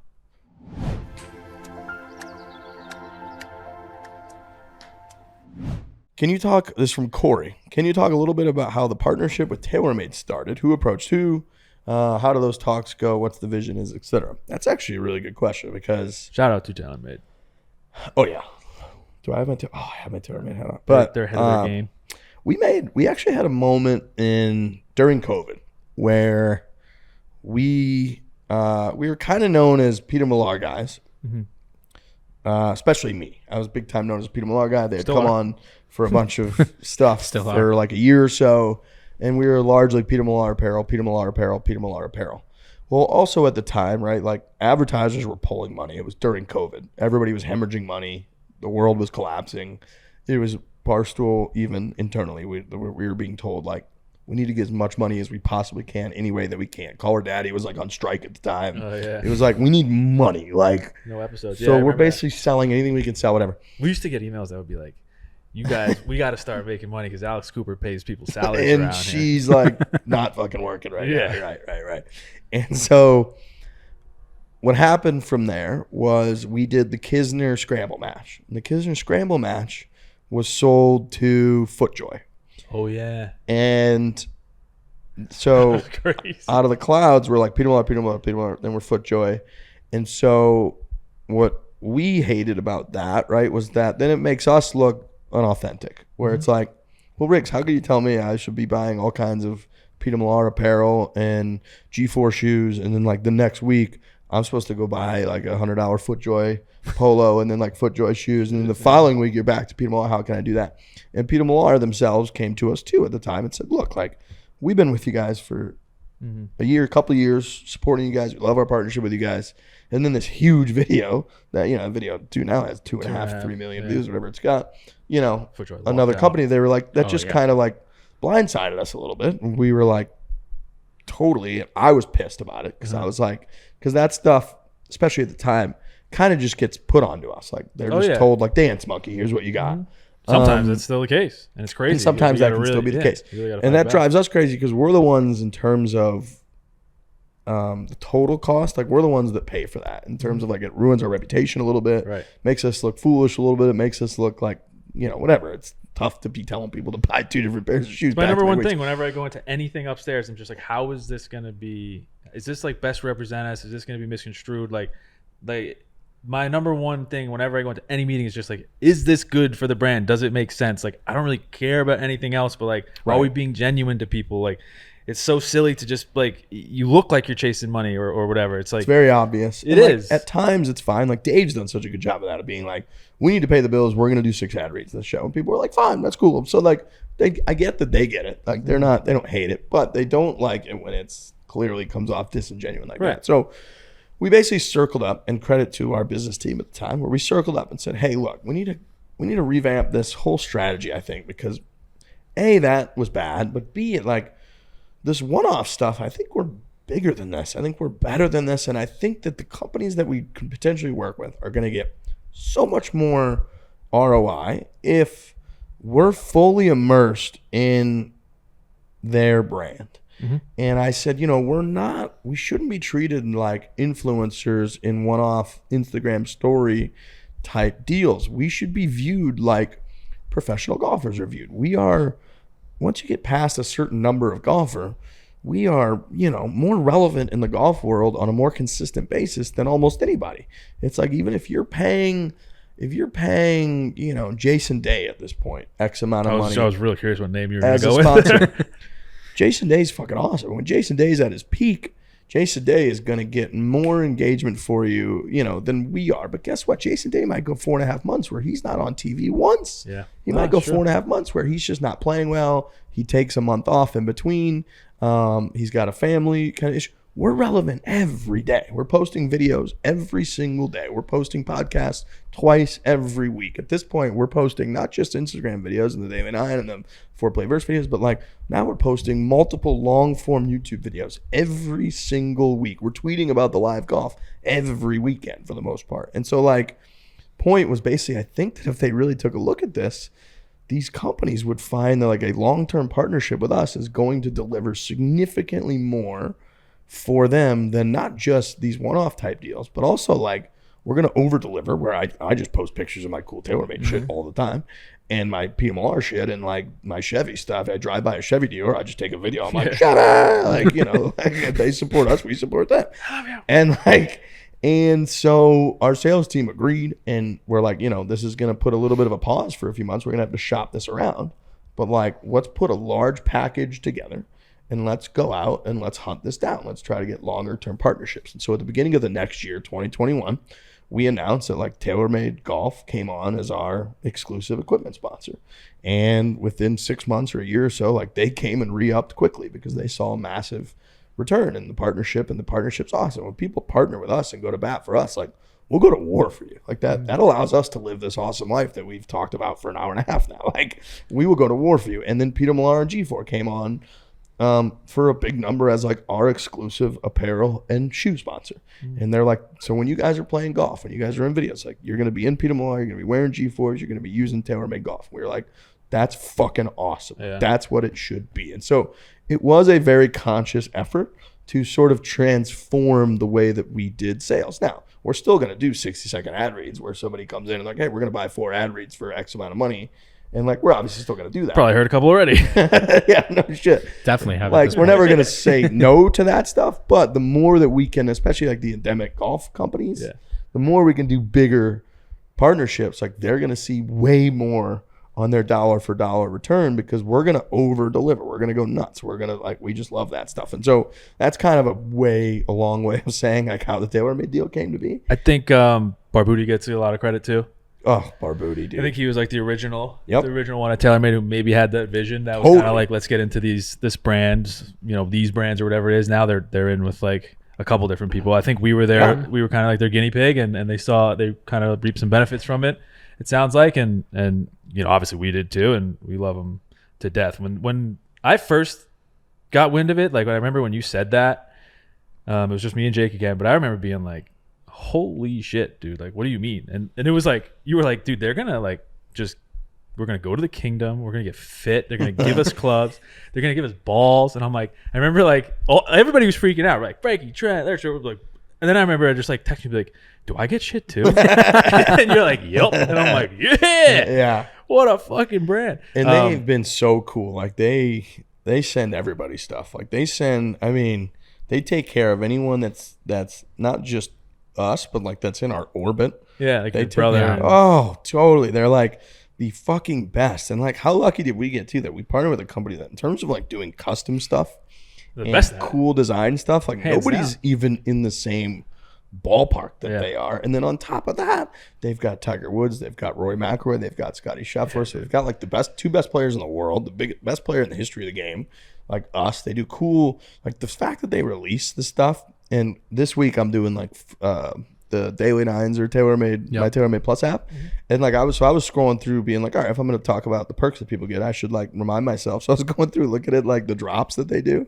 Oh yeah, you sent me those screenshots. I was like, it's kind of sick. Dude, those head covers and like the Tommy balls that he's using with the clock on them, tea time, it's fucking off the charts. They do that shit every week. That was crazy. So, it just kept getting better and better. You're like, we get clubs, they're going to give us this, they're going to get this. And then you're like, dude, they have a media day where we get to like shoot videos with the people that sponsor. I'm like, what the fuck are you talking about? And he's like, dude, Rory's there, fucking Tommy's there. Every year we're gonna do this. I'm like, holy shit. Yeah, dude, that was the biggest one. I think that's the biggest one for a lot of people. That's probably why it was one of the questions where it's just like, how the hell did this happen? That was a huge announcement, you know. And I think again, like people, and I laugh because people, I think people want to know a lot about like those deals and what is that where. And it's like, no, like we kind of viewed ourselves and presented ourselves like a Tommy Fleetwood level like deal where it's like, yeah, if you guys really want us and like show us, compensate us this deal, like we will deliver. And so the deal is done that way. And you're right, Barboody had been reaching out to me for a couple of years before. I didn't know him particularly well, but he had sent me one of the original Sims, I believe, that I loved. And then him especially, but other people at TaylorMade too, that like we don't know the ins and outs of their internal discussions and whatnot, but like I know like Barboody then has to sell that, right? Like I was able to just sell it on this podcast or whatever and explain it, and you guys agree because you're on our fucking team, but like he has to now go sell this to some older brass folks that like don't necessarily see it that way. I can only imagine what those conversations wait, are these like. guys, and then if they Google Barstool Sports and an article about whoever it comes up, and they're like, wait, we're going to spend like what instead of giving what to Tiger Woods or to Rory or to Tommy or to Doc Redman or to whomever. They're like, what are you talking about? And so he had to then go to battle on their end and be like, trust me. And God knows like how much they've had to defend us over there at times and whatever, but it's worked out amazingly. They couldn't be like a cooler partner, and Peter Millar and G4 and Chevy and like these companies coming in and like investing in us. And then you feel this obligation, right? From us to be like, oh, dude, you feel an obligation for the fans mostly to like create stuff and like deliver for the fans, because I just mentioned we're relevant all the time, but like that takes constant. I saw Paige Sprandick posted on her story today. People were like, what's the hard part about being an influencer? She was like, honestly, like creating stuff every single day and across different platforms, like every single day is tough. You can't really just kind of go through the motions because you need to be creative. You need to be fresh. You need to whatever. And so we always want to deliver for the fan, but also like trying to be like, okay, how can I deliver again today for Peter Millar and their new line of shorts, which I'm wearing, that like, because they're investing in us. They like us. They take care of us. If I'm on a buddy's trip, they'll send us polos. If we're stuck in LA and the weather's shittier and we thought that's going to be, they're sending us hoodies. Like they take care of us. Like how can we take care of them? Like, dude, how can we do that for them? You know, and you guys are great. I do. Yeah. I try to do it all the time. I'm like, we have, like we filmed a video on the truck, which I don't even care. I'll say it. We filmed a video on the truck back at Media Day, and Adrian, who's obviously a this is recurring guest, and he obviously told the Tiger story, and we pumped that out, and it was amazing. If you haven't seen it, go on like our TikTok. It's like pinned. It's amazing how like they built Tiger's teeth from scratch. But recently, we just put out a video today, so Wednesday, on our Instagram about how Rory could feel the difference in one piece of tape. He has like two separate like thicknesses of tape, which are like legitimately the same thing. He could tell if it's not that. And Adrian kind of explains the whole process and does it for us right there in the video. Now, that video was originally supposed to be building Rory's driver to spec, like top to bottom. But Rory wound up changing his spec like 2 or 3 times since that video came out. So naturally, I'd be like, all right, video's done. It's over. Like, we're going to scrap it. But I'm just like, you know what? Like, I love TaylorMade, obviously, with all my heart. I'm going to do everything and anything I can, to keep them happy. And also, it's like, this is still good content. I'm going to find a little piece of this video that we could at least make a social clip out of.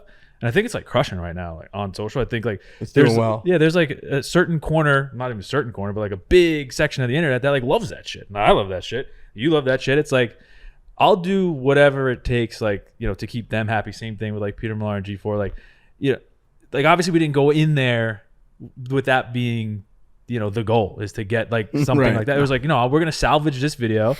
We're probably going to get like somewhere near 1 million views across all the platforms on this thing. And like, hopefully they're happy with that. And they are. Like I sent it to Essie and he was like, dude, that's making chicken salad out of chicken shit. Cause that video was dead. Like that video was dead. And I'm like, yeah, it's like, And there's for whatever reason, there's a stereotype or there's a generalization that people make about like companies, where they just like to overgeneralize a company, and like a company is like meant to make profit and is bad. And like when you really realize it, a company is just made up of people. So it's like, right? Like when we work with TaylorMade now, I don't think of TaylorMade as like big TaylorMade that's trying to like make billions of dollars. I think of it as like Barboody and Louder and Essie and like Adrian. Like these guys are actually just like, that could be you or me. They just happen to work at TaylorMade and like follow this path. But like, so you want to do right by them. You want them to like, in their performance reviews, like have good things to say about the decisions they made because they're with us. And so like you kind of realize that it's just fucking people over there. And the same at Peter Millar. It's like when we go on these shoots or we go and somebody shows up and they're like taking photos of us, all that, you're like, dude, I better make sure I iron my shit this morning and all that, because if they're going to take photos, like they need to go back and have good photos because they're just trying to do their fucking job. Morgan from Peter Millar, who I love, Morgan's unreal. Does their social. Like she sent us a video, she posted, it was great, and there was like a something little in the video, and you know what I'm talking about, that shouldn't have probably been there, and I felt terrible. And I remember I felt terrible because I didn't really catch it, and she kind of didn't catch it, which was no problem. It was perfectly fine. I remember the next day I was like, do you have any pictures from yesterday? And I just posted, like I was like, I'm sorry, like that even happened, and I was like, I hope this is like all good, and kind of like you said, over delivered a little bit, but it's like, I want you to be happy. I want to be happy. Like it was we were in a non-Chevy. Yeah. And so people It was when a we go fucking rental car. It was a rental car. So that's like right. I had no choice. I think we were in Rochester, right? It's like we just get a lovely spot. We just get a rental car when we land. And like if we're going through there, like I try to pick out a Chevy, but also on that line they go to like, oh yeah, you can go through like there's like 6 spots over there, pick one of those cars. One of them's not a Chevy. You're not going to be like, I boycott this rental car. You're like, fucking midnight, I just landed. I'm getting in this car. I'm shaking this car for the week. And then they filmed like a pretty cool, It was cool. high quality video of us like hype getting out of the intro, car. And we were like, it doesn't have the Chevy logo on it. That's devastating. We were like, fuck. Yeah, it was great. Which is So the next day I just posted a bunch of pictures of us and Peter Millar, and it was great. Mm-hmm. I was like, this is a very relevant post.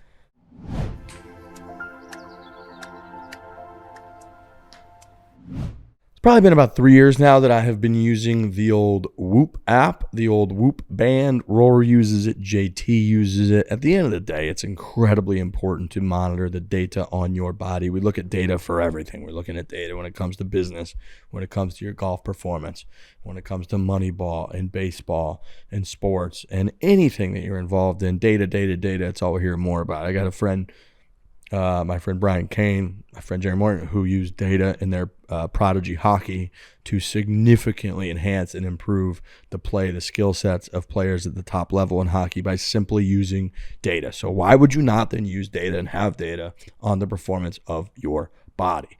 Whoop is phenomenal. I'm coming off of 2 straight days. I had a 97% recovery yesterday, 97% and 90 today. 2 days before did not register because my Whoop band died because I was at the member guest.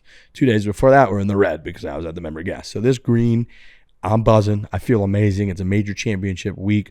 I know that. And then it's also got these other categories. It tells you your blood oxygen, tells you your skin temperature. It monitors all of these things to let you know where you're at. My blood oxygen, 97%, fantastic.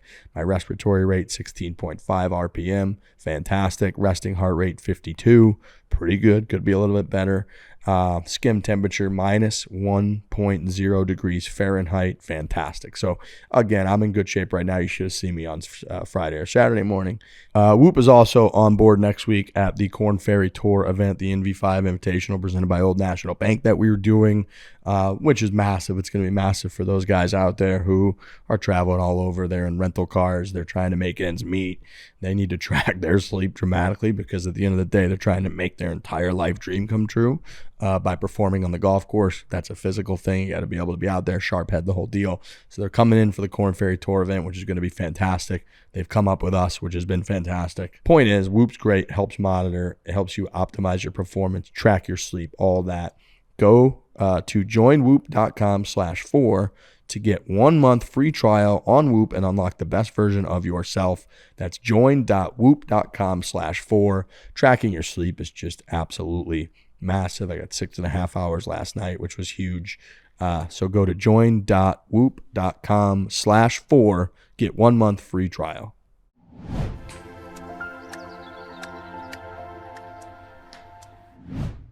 Jason asks, does Foreplay operate as its own business within Barstool, own P&L, business reviews, etc., or roll up as part of content? For the most part, we operate as our own business at this point. Business within the business. That's what I tell everybody. Yeah, business within the business. So I kind of touched on this earlier, but like me, Frankie, Trent, Lurch, and Dan all came into kind of our all-inness of Foreplay at different times. Yeah. And in different ways. And I was first, where it was like my job sort of evolved from being the political writer at Barstool and making random funny videos to hosting radio show with Dave's dad and his friend cousin Murray. The cousins. To then hosting that show and Barstool Radio, and Foreplay had been launched at the same time. And I was doing Zero Blog 30 quite a bit at the same time. Trent was blogging a lot of like front page Reddit stuff, and like he's a big page views guy and doing like a lot of the Bachelor and Chicks in the Office type stuff. And I was the first one that really started to evolve much more into like the golf guy and doing Foreplay and running and trying to do the risk. Golf videos. Yeah. And like, so my kind of, I was compensated for my Foreplay role before anyone else. And then after that came, like, Frankie came on, and Frankie and Trent were sort of at the same time kind of reached a level where it was like, hey, what the hell's going on here? Like, how come Riggs is the only one that's really compensated by foreplay? Obviously, we're all compensated by Barstool. We have salaries at Barstool, the whole deal. But I was actually, my bonuses and everything were made by, like, the success of foreplay, which made sense when it was all signed. But it evolved into a part where it was like, well, everybody, like, you know, everybody kind of should be. I mean, for like background, when it was signed, like, Frankie was still Dave's guy. Right. Like you said, Trent was still writing a little bit. So it was like, yep. You know, big time. It needed to be ironed out eventually, but at the time. Yep, big time. Like and that led to some strife, as people could probably imagine. But for a very short period of time, and like we got to a point where then we all at the same time, the three of us and Lurch, were signed into basically a contract that, you know, we are Barstool, right? So like we still, if you look, like we do Barstool stuff all the time. You know, when those guys are in the office, they'll do Lowering the Bar, they'll do KFC Radio. I do show with Kirk. We just did the Ryder Cup. We do the Dozen. Like, we're original Barstool guys. I think Trent's employee number like 12. I'm 19. Frankie's like 23 or 24. Yep. Like, Barstool's now got 450 or 500 employees. So like, we are pretty original Barstool guys. We're always going to want to do Barstool stuff. But our contracts are done in a way where we're incentivized by like the net revenue, aka the profit of foreplay as an entity. And so it is our goal to drive revenues high and keep costs as low as we can. With that said, it's like we pay out enormously to Barstool because Barstool handles a ton of stuff that we couldn't handle. We might bitch about the sales team, but like we don't pay the sales team salaries. We do pay commission to them on like the sales deals that they do that come out of our bottom line. But like, they've got office space, they've got laptops, they've got salaries, they've got expenses on their own that like we don't pay for. And then the merch team, like merchandise is about half of our business. So like the merch team with them, with Allison, Alex, Pilar, Quinn, that entire crew, like all that they do, getting samples, coming up with new ideas, studying trends, the deals that we've done with the PGA Tour, with the PGA Tour Superstore, with Dick's, with all of our like site merch that we create ourselves, the partnerships that we've done with Peter Millar, with Roback, with Unreal, with everybody, with Imperial for hats, with G4 with hats, all that stuff. Like our merch team crushes that. And like, if we were not part of Barstool, like what, we'd be able to handle it on our own? No. So like obviously an enormous chunk I see brands like have merch and try to create merch, and I'm just like, thank God for our team. Yeah, like they're so good. That's exactly right. And then like our travel, right? Like me, Frankie, Trent have reached a point like we fly pretty much first class everywhere, and that's like we travel. You know, I'll take probably 75 to 100 flights this year. I think I took 90 last year and 90 the year before. You guys are not that much far behind. It's like we're on the road so much, but like we just fire off one text. That stuff's booked and done.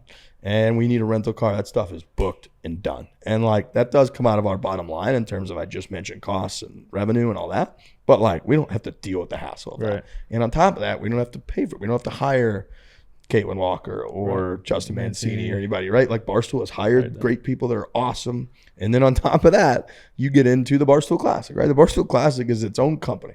It would be its own incredibly successful company. It would have legitimate employees. And, it would be its own fucking company. That thing sells out in 2 minutes. Kind of is. It is. And without like, actually being. That has reached a point where with Lisa Litvak and Mancini and Taylor Ray and that whole crew of like, that largely runs, it's reached a point where it runs itself. And to the compensation point at the beginning, right? Like that wasn't the case. Like the first year, I literally like picked the appetizers all the way down, every detail of it. I called the venues and like booked the venues. And so like, then you are able to kind of graduate it to the role where it's like, you got Liberty? Almost a figurehead. Yeah. Oh yeah. That was my 1 year. I wasn't on the Barstool Classic tour. Where it's like, yeah, me and Frankie Trent are a little bit more of like figureheads to a degree, where we kind of show up, we hang out with people, and like still make calls. Like I'm on calls with those guys, but like Lisa and that team and Mancini and all them, like they do such a fucking good job. They're like, handicaps now are never an issue. Like signups are like never an issue. It's like we pretty much show up. And our boy Ryan Hopper Nation, that guy, he's like one of my favorite people in the world, the CMS team. So like we've been able to get to a point with all of those where like they run it, but that's like 3 or 4 different businesses, from the merchandise, from the live events, to the podcast, to the YouTube, to all that. Like we have many businesses within our own business that wouldn't be operational if it weren't for the Barstool arm of it. So like, yeah, our contracts are incentivized that way. Our contracts are up at the end of this year. I highly doubt that we would go anywhere, but like as we get more into it, right? Like our goal is to bring more of our team into that type of thing, because the way that it was done forever is like production guys are handled through the Barstool side. Yeah. So Barstool hires production people, editors, producers, whatever, and then like allocates them to a business. So that's why when I just mentioned myself, Frankie, and Trent, and then I mentioned how like our all-inness of foreplay changed. It's like, well, so have your guys's and so have others, in the sense that like it's grown and gotten to a point where we're hiring people. So as we continue to move along and we sign new deals and all that, it's like, it is an interesting spot where it's like Barstool, we are part of Barstool, a big part of Barstool. We always will be, but like they love that we are able to run our own business. Like Sure. they fucking love There's that. a Like lot we don't of- have to worry It's about a it. very like set it and forget it, like with the foreplay Totally. guys, which is cool. Like it's great for everything.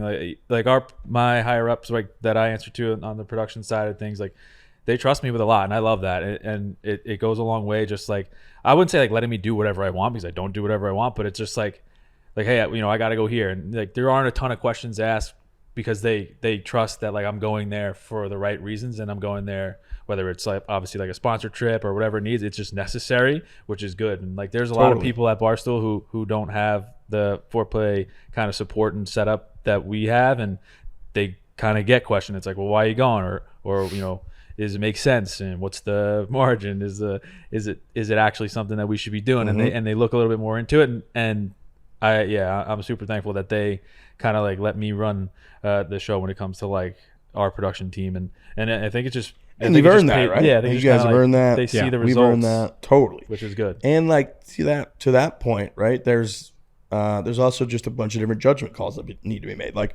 if Dan wants to go to a major for 5 days straight, like we're not going to make any money off of that. That's going to cost thousands of dollars. But like we obviously want him there. It's great for what we're doing. Right. So you're not going to really consider in that point, like what's the margin? Well, the margin's fucking zero. Like, Right. it's like, Right.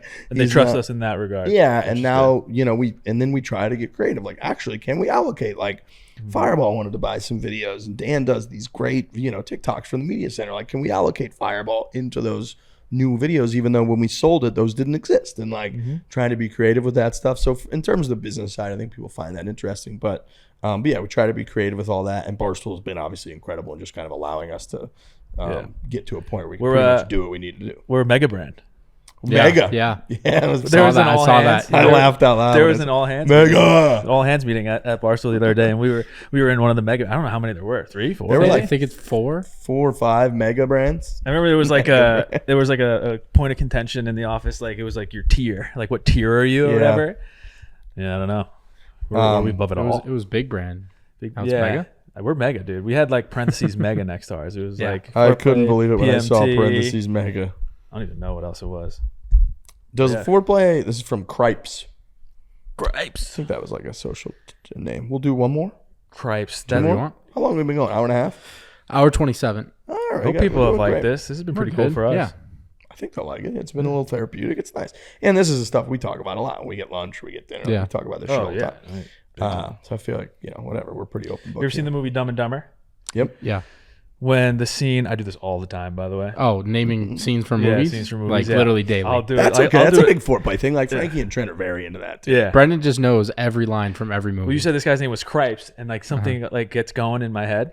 In the movie What's Dumb the and line? Dumber, he says Cripes. So you know the scene when the little old lady steals his I he got puts nothing. his hand in the newspaper thing, brings it back, and then the wallet is still in like the newspaper stand. Oh yeah. And he looks at it and he goes, Cripes! Yeah, it does.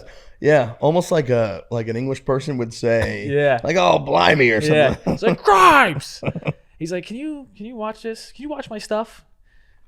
He says something crazy insulting to the lady too. He's like, old people, like Yeah, and another thing about just like the everyone kind of evolving and coming along, getting more involved is like, it's amazing to think that in the last couple of years, like Trent has become the sole like star of basically a TV show.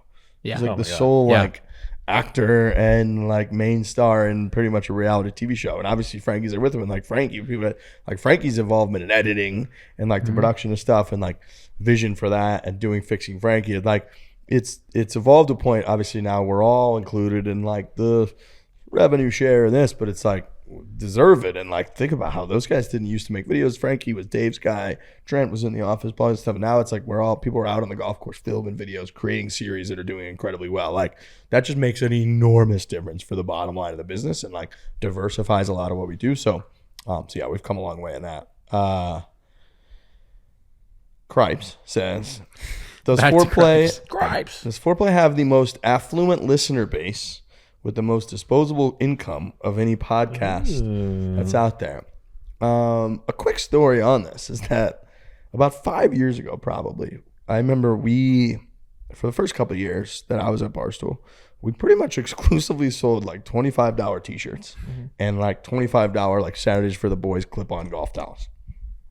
That was like what we sold at Barstool. That was the merch, and it did well. But it was like, that was pretty much it. It was like, we can do $25 t-shirts, ball don't lie.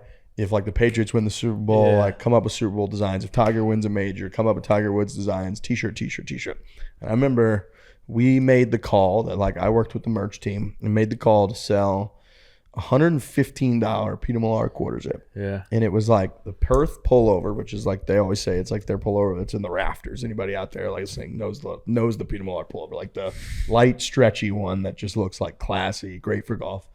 And it was like gray. I think it was like gray and blue striped kind of, but the super thin stripes. So it almost looks like a solid color. And it had Barstool Golf, like the script logo that we do, on the chest. And then it had like an American flag on the sleeve.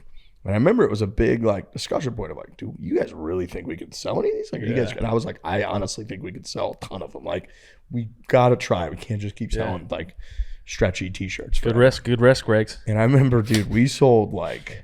about business is about. We sold like thousands of them, and they went incredibly well. And from that point, it was a very eye-opening, like, oh shit, with merchandise, like, yeah. So in terms of the affluent crowd, I think that the Barstool audience in general, obviously the Foreplay audience because we do golf, is going to be more.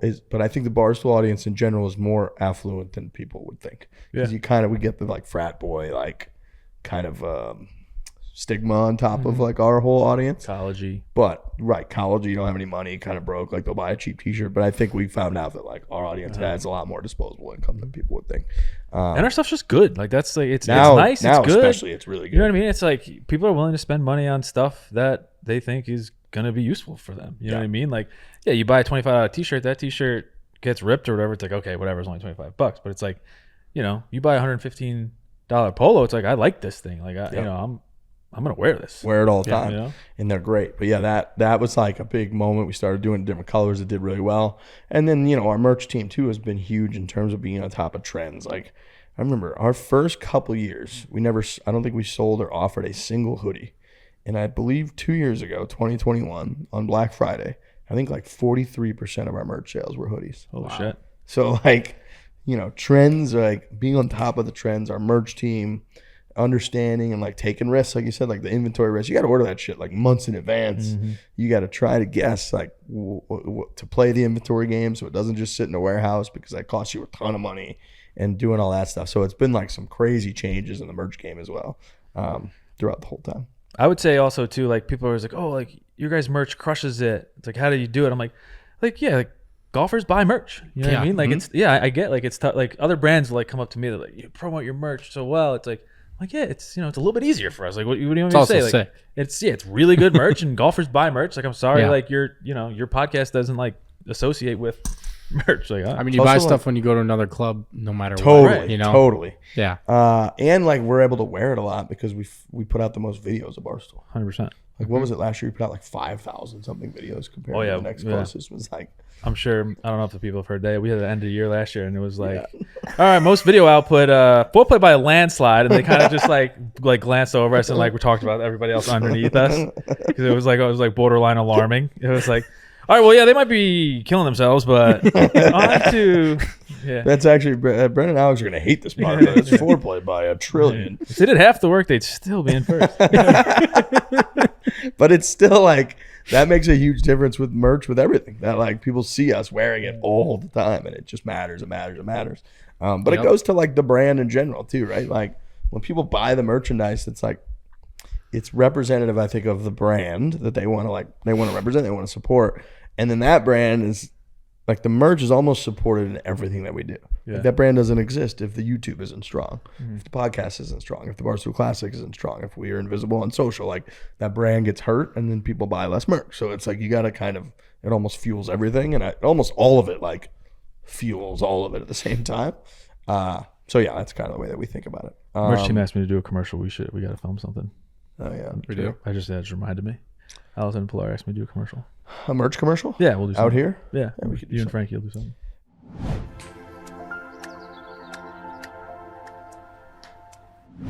For us, golf is simple. It's a chance to get out, have fun with our friends. Inevitably, little things have a way of ruining it. Perhaps the group in front's taking forever. It's very slow. Perhaps it's really hot and humid out and you're miserable because you're sweating. Perhaps your buddy's counting bogeys as birdies. You've turned into a shankopotamus yourself. All these things can occur. When you find yourself stressing out over golf like this, Fireball Whiskey is there to help you say F it and free your fire. Fireball is all about helping you push away all the little annoying parts of golf, turn the fun up a notch, and have some damn fun with it. We've all been there before. It doesn't even have to be on the golf course. It could be at the bar. It could be on the golf course. It could be during a game, maybe where your team's struggling. You need a little bit of energy. You need to get the whoop up. You need to get everything going. Fireball is a phenomenal answer. Fireball's iconic cinnamon flavor tastes fire, goes down easy, making it the ultimate crowd pleaser. Fireball is the birdie shot of golf, #1 shot in the USA. The Fireball 50 milliliter shooters are the perfect shot for the golf course. Throw a bunch in your bag.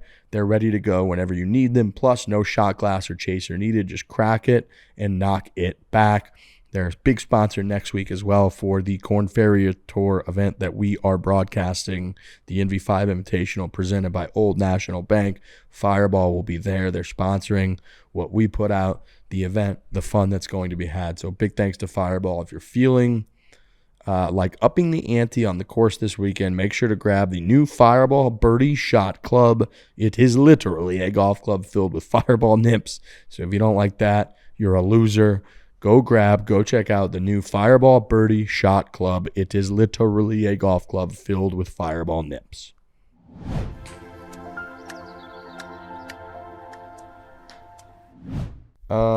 Ian says, oh, this is a good one. How good/bad does it make you feel that the Barstool Classic sells out in just minutes, yet the Golf Digest Open has 13 teams playing in it? Ian.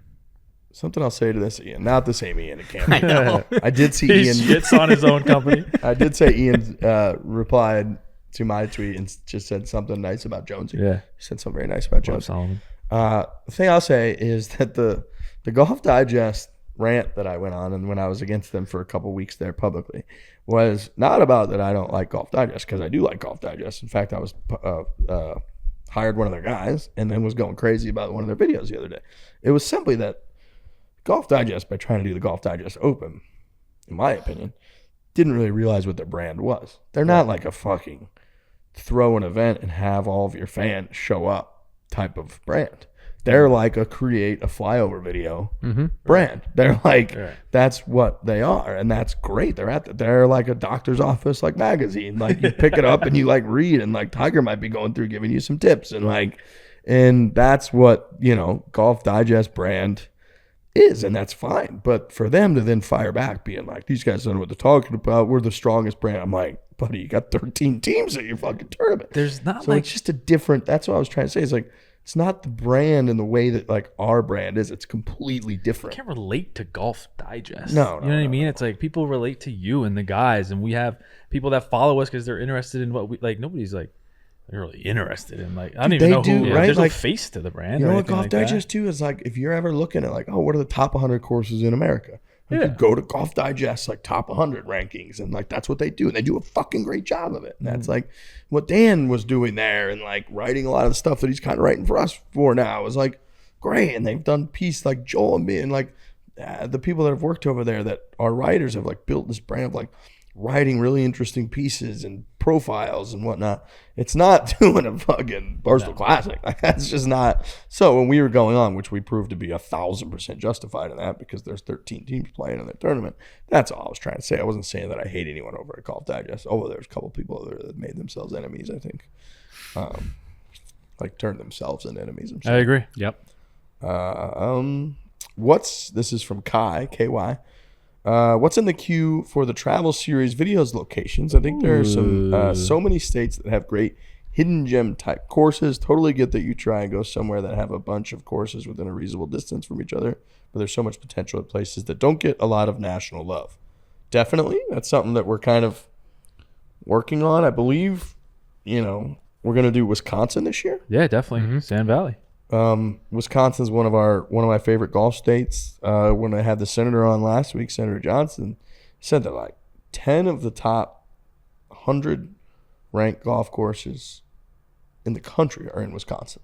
That's crazy. That's wild considering how short their season is. Right. And like Dan said, and almost all of them are publicly accessible, which is fucking awesome.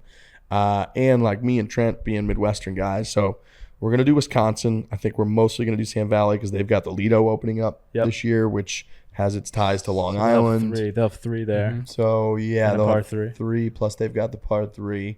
So we're going to kind of do all of that. We might mix in one or two more courses while they're there. We're definitely going to do Sand Valley and all of Sand Valley, which is going to be sick. I've only been there one time, and it was a buddy's trip, Bender trip.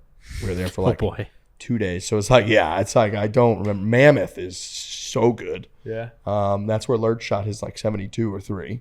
Oh, when we argued if it was like better to shoot even par. And then the other one is a Core Crenshaw, who are like my favorite, the actual Sand Valley course. And then the par 3 is Core Crenshaw 2, I believe, 17 holes. They have a canoe with beers in it on the first tee. Big canoe. That's full of ice really and beer. Cool. Yeah. And then I think we were going to hit up Aaron or Whistling. And then, we might try to mix in Aaron or Whistling as well. Yep. And then the other talk was to do like Eastern Washington State / Idaho. Yes. Is that right? Yep. Idaho? We're just working on a date for that bad boy. So we're working on that.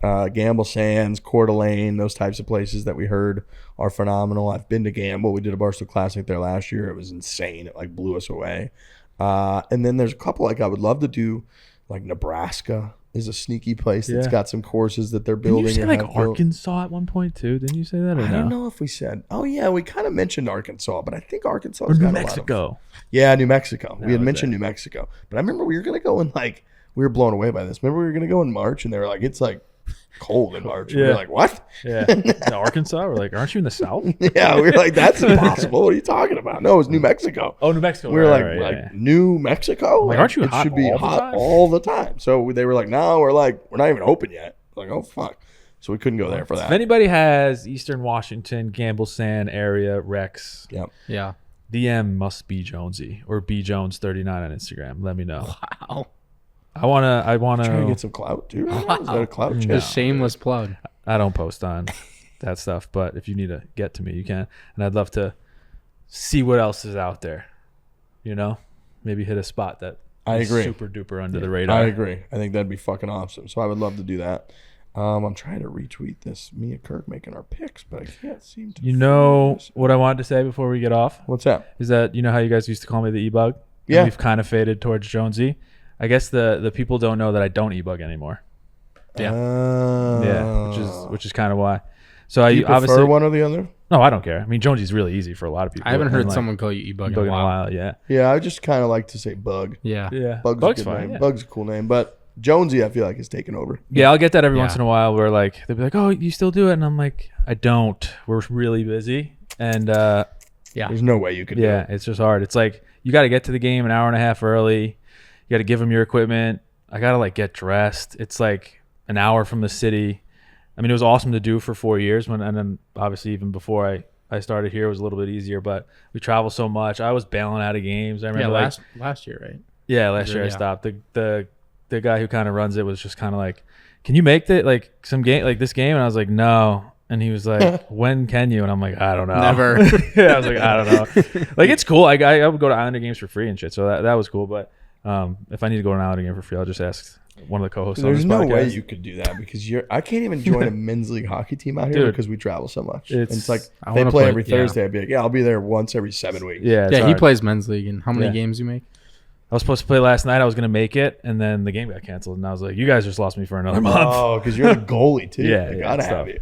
So, yeah, no. I mean, you can still call me E-Bug if you want, but that was just an update because I do get it every once in a while. It's fair. All right, British Open this weekend. Enjoy the hell out of it. I got to get out. The first tee shot here is at 10:30 tonight. By the way. Oh, Yeah, that's actually Time change fucked. Yeah. I like that. 10:30 tonight. First tee ball's in the air. It's the I believe the guy has been a member at Royal Liverpool Hoylake since he was 7 years old. Who qualified? He's hitting the first shot. That's really cool. I know. So 10:30 tonight. 10:30 here is crazy. Isn't that wild? So yeah, we'll be bowling and then maybe roll right into like go back, have a nightcap and like watch the guys tee off at the Open Championship. It's insane. And then next week we're at the NV5 Invitational presented by Old National Bank. We've got Corn Ferry Tour event, so we're going to be there pretty much immersed all week. You guys are getting there Sunday. I'm getting there Monday night. Most of our crew I think is getting in Monday, and we're going to be Monday, Tuesday, Wednesday kind of. We're going to be in the dining hall. We're going to be on the range. I might be in the showers. Meet and greet Monday night. Meet and greet Monday night. Where yes. Barstool at? Bar. Oh, amazing. River North. Yeah, River North. Cool. Free Fireball. Come on down. Love that. Yeah, once Bolero ended, which is tonight. Mm-hmm. So it will Last end night. for it'll end for the people. Oh, yeah. It's listening. over for you people. We're gonna full tilt promote Monday night. Barstool Bar in Chicago. Come down. We're gonna have the Chicago guys there as well, so it'll be cool. Awesome. So yeah, then next week, we'll be at the Glen Club up in just a little bit like north of Chicago. Mm-hmm. And then Thursday, Friday, Barstool.tv. Thursday, Friday, Saturday, Sunday, Barstool.tv. I believe that's the link. It is 3-hour Yep. windows. We'll be broadcasting 3 hours a day. I think it's like 2:30 p.m. East or Yeah. Central, maybe till like 5:30 Central or something like that. I'm not sure. We'll put all that out there, but 3 hours of live coverage. Me, Jake Marsh, and Francis largely in the booth. We might have a couple other people out there helping. And then we're also going to have Frankie and Trent are going to be kind of a tandem that will be doing on-course reporting. Dan will be doing on-course reporting. Kirk Minahan will be doing on-course reporting. I believe Nick Tarani is going to prepackage a few things. So, yeah, it's going to be a hell of a time next week. So, yeah, enjoy the Open. Thank you for listening. I hope people enjoyed this little tell-all. Yeah, this was really cool. I feel like I don't Hearing pop on from the boys. A lot of times, if anybody's popping on Producer Wise, it's Alex because I'm always kind of like doing videos and shit, talking margins upstairs. Yeah, that's right. Margins Getting are sweet. graphics. So yeah, it's cool. Been around for a minute, so it's cool to jump on. Yeah, it has been a minute. 4 years. Holy shit. All right. Thanks, everybody, for listening. We'll be back on Tuesday, and we'll be live from Chicago, Illinois, doing our first ever broadcast of a Corn Ferry Tour event. So have a great week. Hit it hard. Hit it hard. Hit it hard.